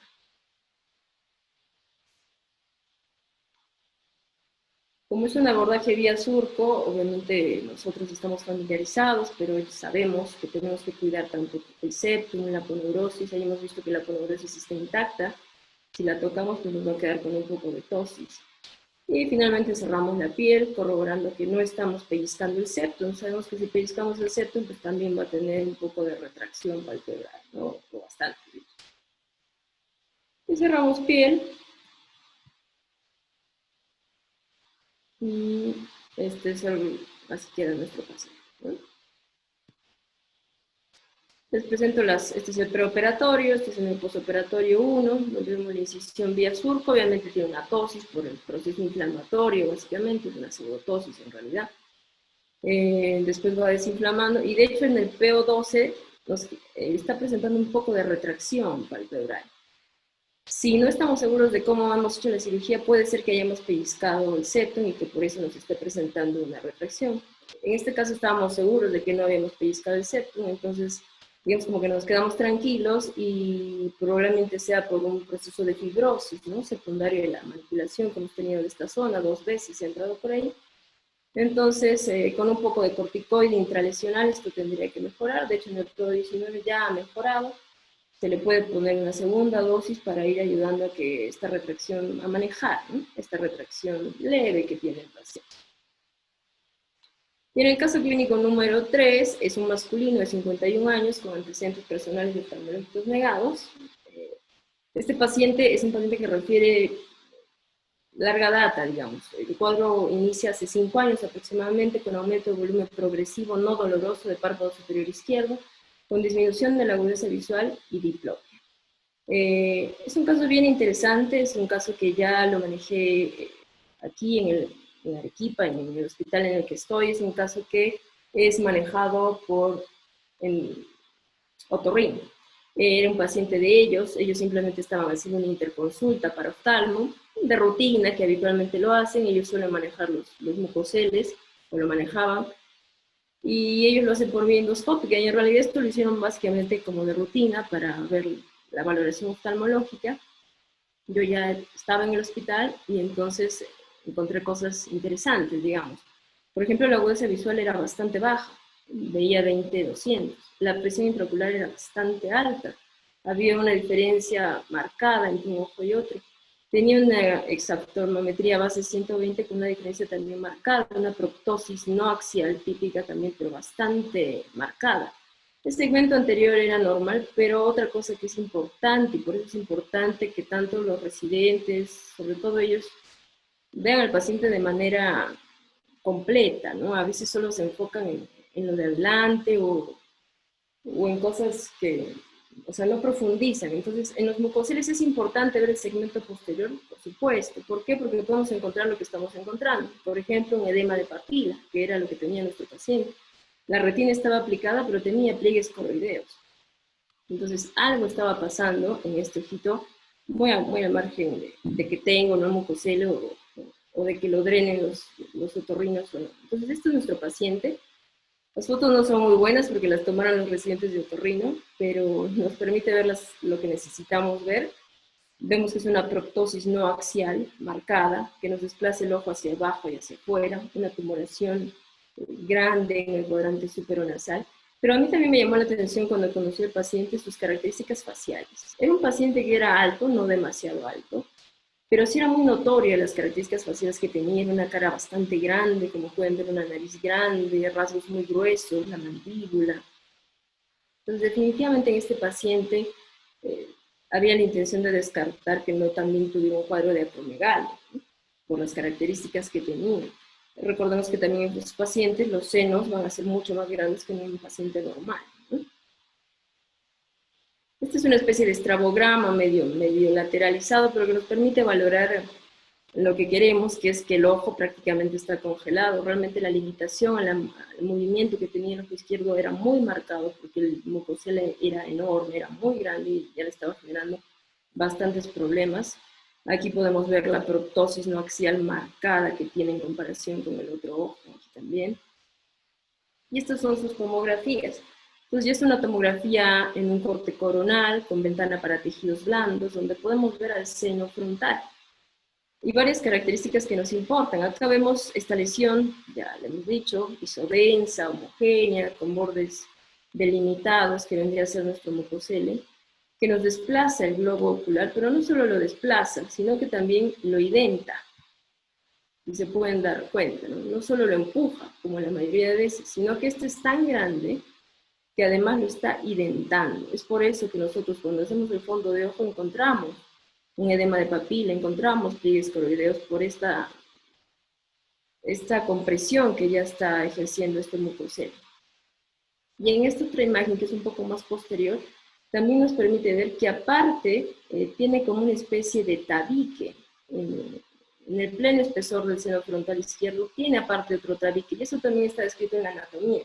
O sea, no solo tenemos el tabique intersinusal, sino que además algunas personas pueden tener otros tabiques en el interior del seno, que también nos va a dificultar la cirugía, porque nosotros pensamos que lo hemos drenado todo y en realidad detrás de ese tabique había más moco del que teníamos que haber drenado, ¿no? Y este es el caso de este paciente. Entonces, este paciente iba a ser manejado por otorrino, le iban a hacer un abordaje endoscópico, que sí, la mayoría de veces puede ser muy efectivo, pero en particular en este paciente no iba a funcionar. No iba a funcionar primero porque tiene este tabique, entonces ellos al entrar iban a drenar esto, que de hecho fue lo que pasó, pero les faltaba todo este sector. Tampoco iba a funcionar porque sobre todo en un corte sagital podemos ver cómo el mucocele está prácticamente como sentado encima del ojo, ¿no? Está también, tiene un gran componente retroocular, y de hecho en este corte también se ve cómo está sentado, como si estuviera sentado sobre el nervio óptico, por eso es que también tiene edema de papila. Entonces es un mucocele que era muy grande, que estaba comprometiendo estructuras ya muy importantes, sobre todo oculares, que se encontraba retroocular, que tenía un tabique además en el mismo seno frontal. Entonces mi sugerencia fue un manejo conjunto, ¿no? que para mí, a mi criterio, con un abordaje endoscópico puro no iba a ser suficiente. sobre todo en este paciente.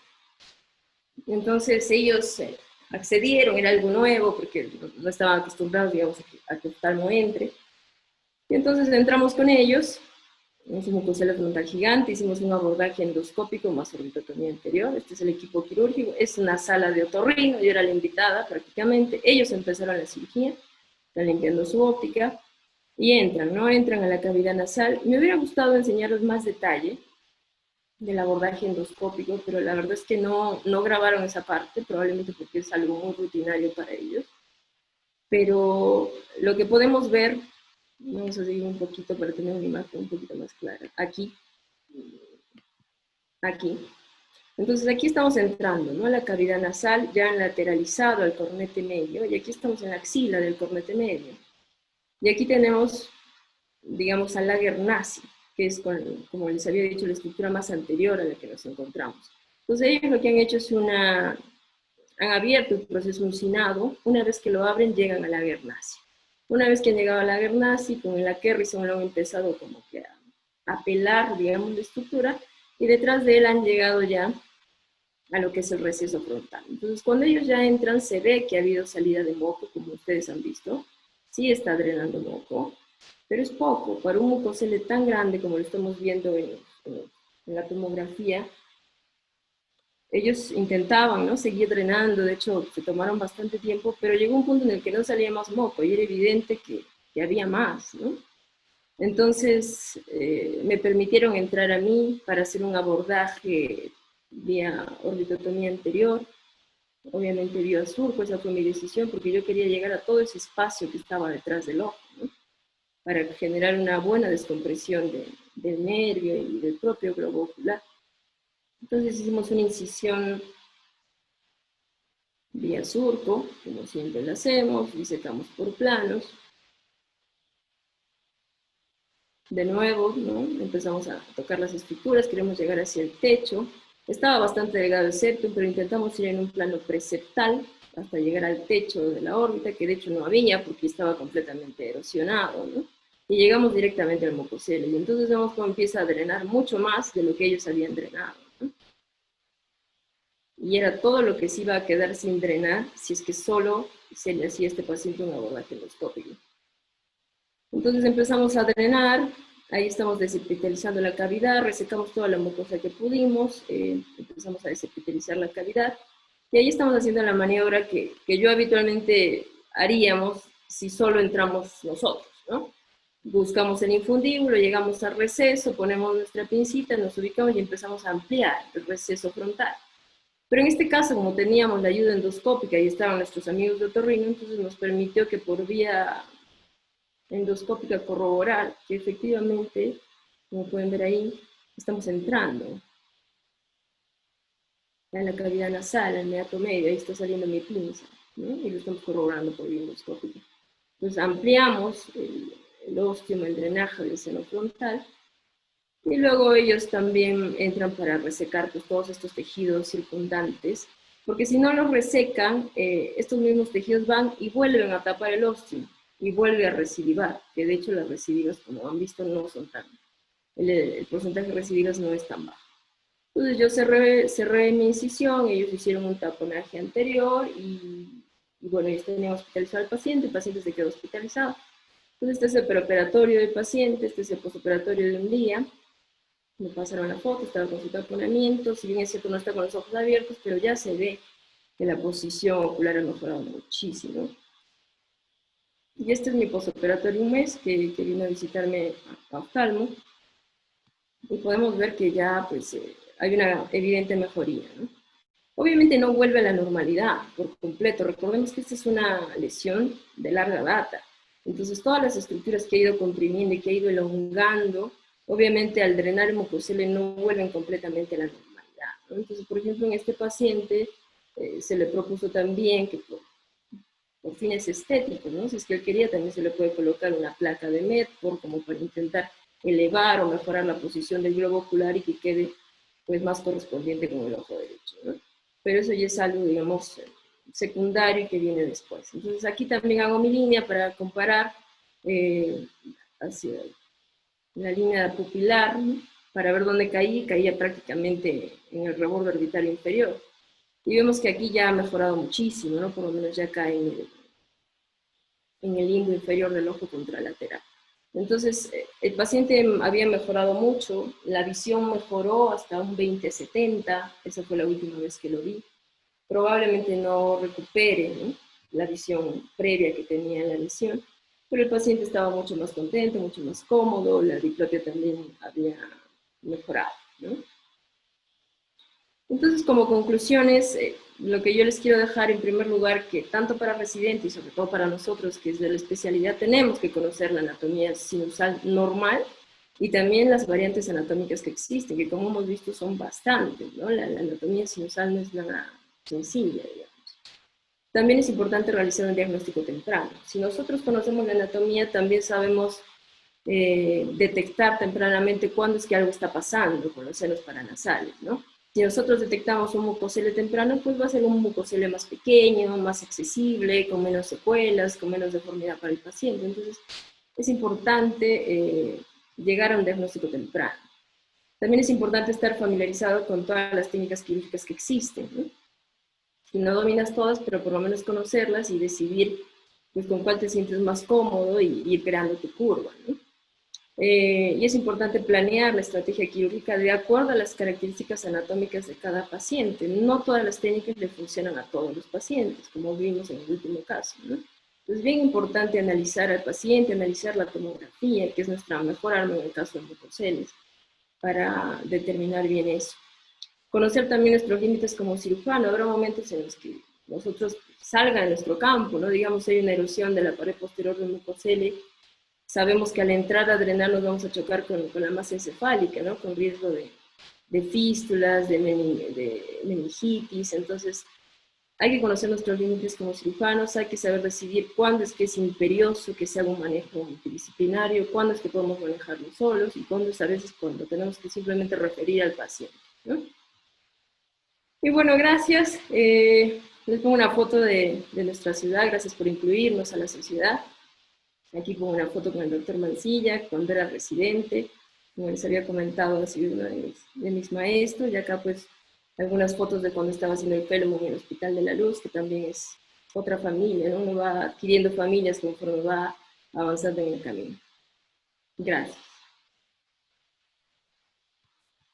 Muy bien, Adriana, de verdad, muchas gracias. No sé, Gracias, Adriana. Fernando, muy bien. De verdad que me da mucho gusto que la gente, o sea, tanto acá en Lima, en Arequipa, participemos de estas reuniones de la sociedad. La idea para mí es hacer que las filiales también participen de las reuniones de la Sociedad Peruana de Oftalmología, ¿no? Y de verdad que estoy muy contento con ambas presentaciones de ambos, ¿no? Yo no sé si, Fernando, algún comentario o alguna pregunta que has captado ahí del banco de preguntas que han hecho cada uno. Básicamente agradecer a ambos ponentes. Ya sabemos que tenemos orbitólogos en nuestro país que pueden enriquecer a los que ya están trabajando junto contigo, sobre todo en Lima, y que podemos trabajar en conjunto. Aquí se ha mencionado mucho a la parte de otorrino, ¿no? Y Adriana es un ejemplo de que se puede trabajar por el bien del paciente, ¿no? En casos así como estos, en los que una sola persona no puede solucionar el problema.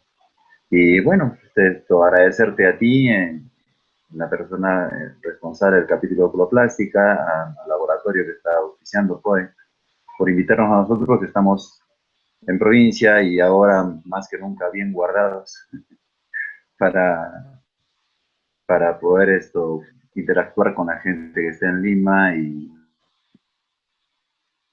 traer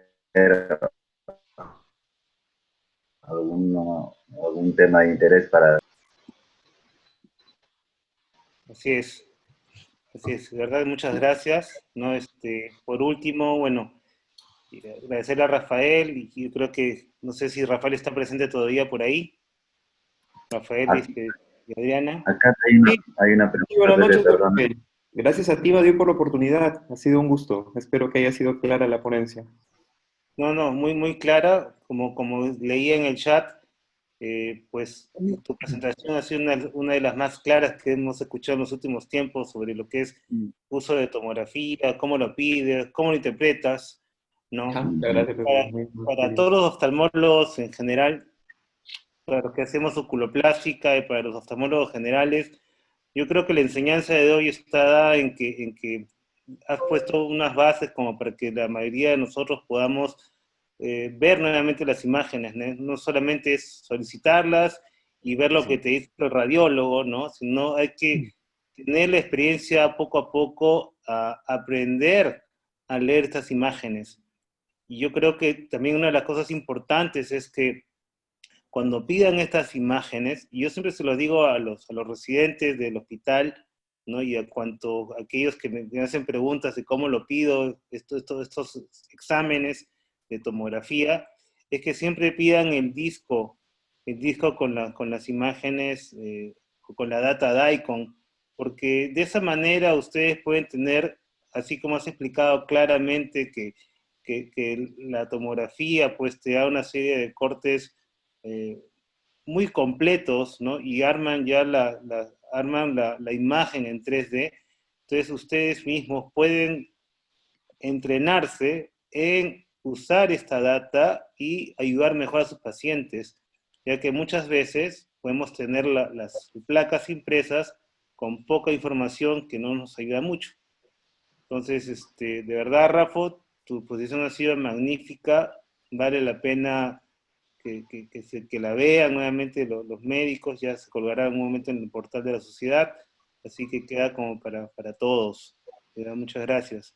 No, gracias a ti, Pepe. Muy amable, Buenas gracias. noches. Y para Adriana, como comentario, bueno, hay una pregunta que Fernando te iba a Sí, hacer, ¿verdad, Fernando? Sí, acá tenemos una pregunta realizada por Fernando Silva, desde Cajamarca. Dice, ¿qué opinión le merece el uso de la criocistografía y tomografía de la vía lagrimal? ¿Y qué tan útil parece? No sé si hay Eh, algunos de los sí, participantes tienen una respuesta. en el caso de la dactilocistografía es una imagen en la cual se instila sustancia de contraste y luego se toman radiografías de la vía lagrimal y el contraste marca, señala, realza el tránsito lagrimal. Actualmente, el diagnóstico de la obstrucción de vía lagrimal, tanto alta como baja, si Pepe no tiene otras cifras, pienso yo que en un 95-98% de casos es clínico. En realidad, la dilatación, la canalización y la irrigación de la vía lagrimal, hecha ya muchas veces, provee tanta información clínica que uno en la mano siente dónde están las obstrucciones y puede evidenciar a qué niveles se producen los reflujos. Realmente la tomografía o otros medios radiológicos en patología de vía lagrimal queda reservada para casos en donde sospechamos la presencia de malignidad, de alguna tumoración maligna en la zona, o en casos de falla repetitiva de procedimientos quirúrgicos, ¿no? Para podernos tratar de buscar qué encontrar. Pero en patología de vía lagrimal, realmente la fortaleza del diagnóstico es clínico. La tomografía tendría una participación mínima y la dactilocistografía también mínima. No sé qué puede aportar más Pepe al respecto. Sí, no, totalmente de acuerdo con lo que has mencionado, ¿no?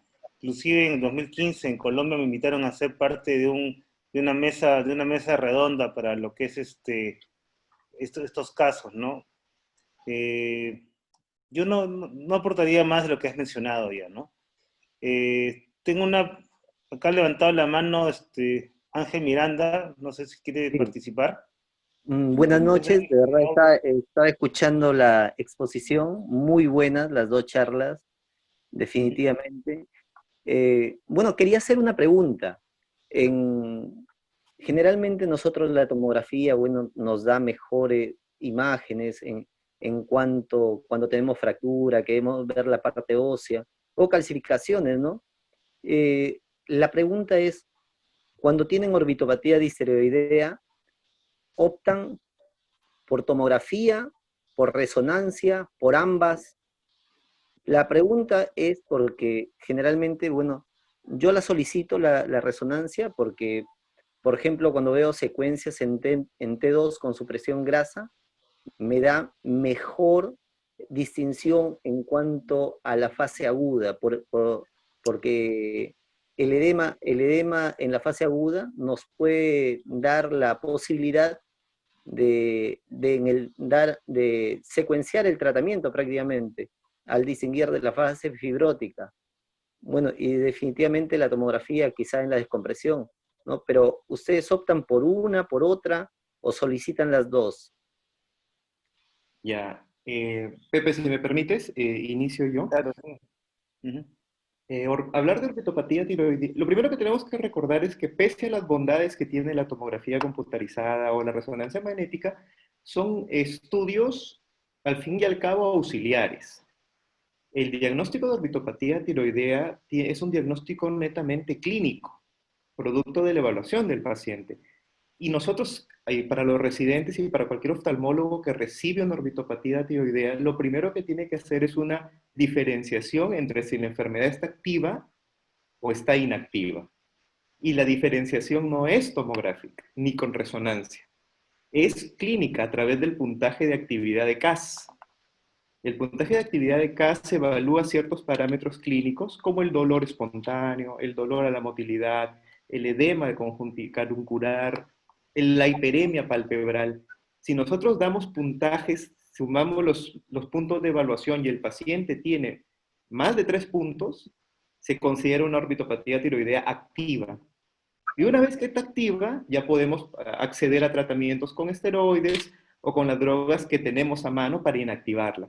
Si bien es cierto, nosotros podemos ver los datos de inflamación a través de tomografía o a través de resonancia, no es necesario.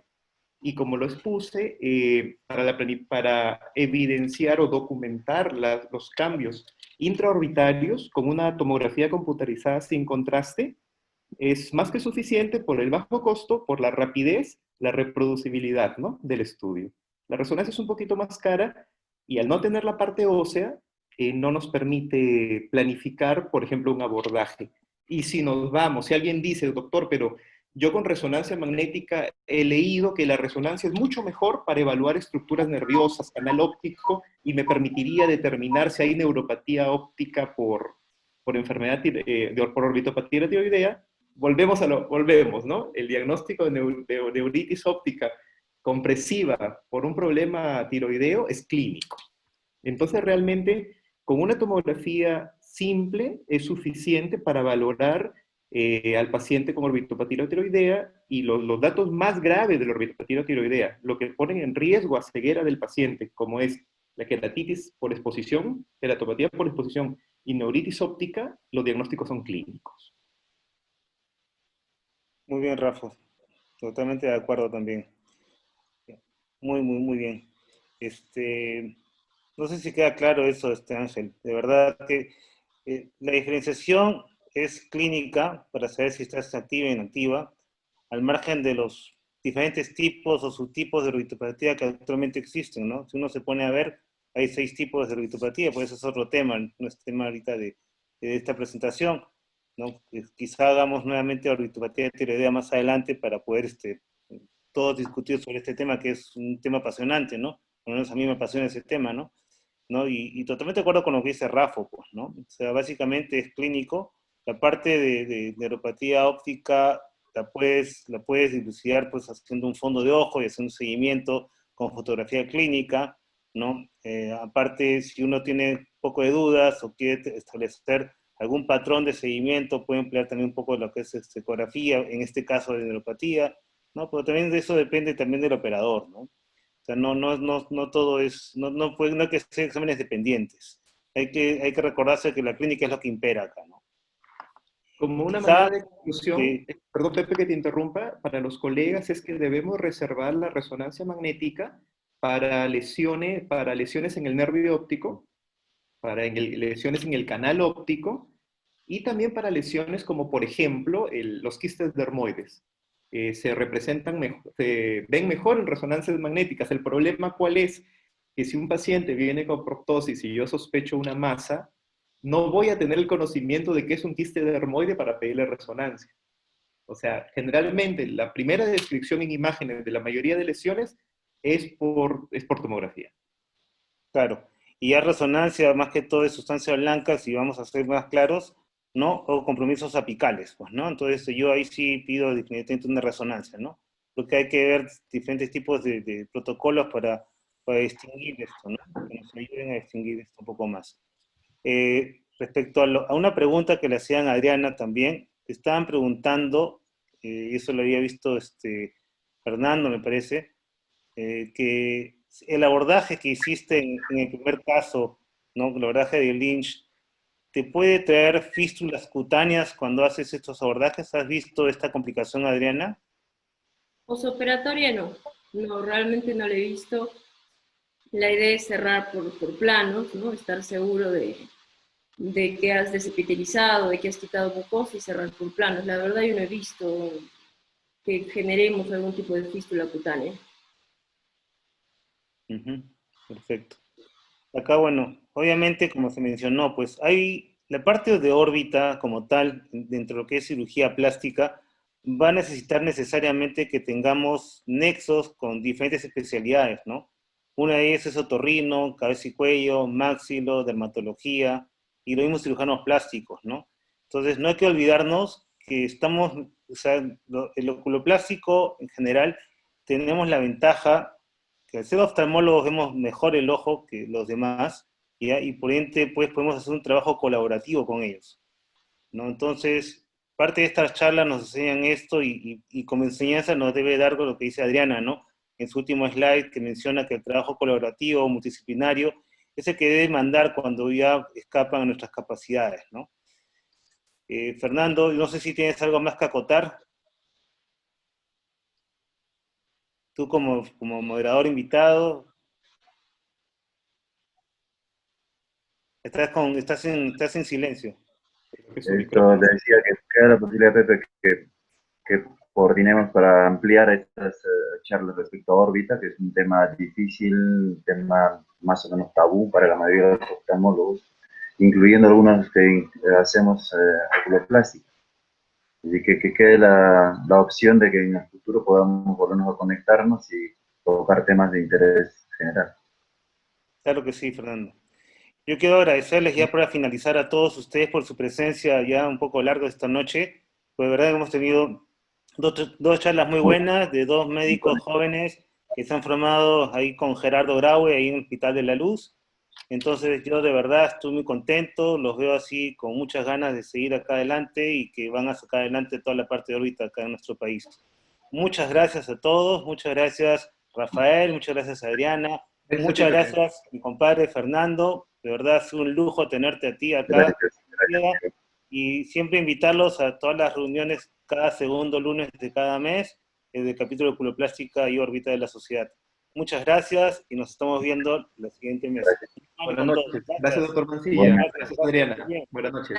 Gracias a todos. Gracias. Todos. Rafael, adiós, Adri, gracias. Cuídense. Ya, gracias, Doc, gracias a todos. Gracias a Adiós. todos, gracias.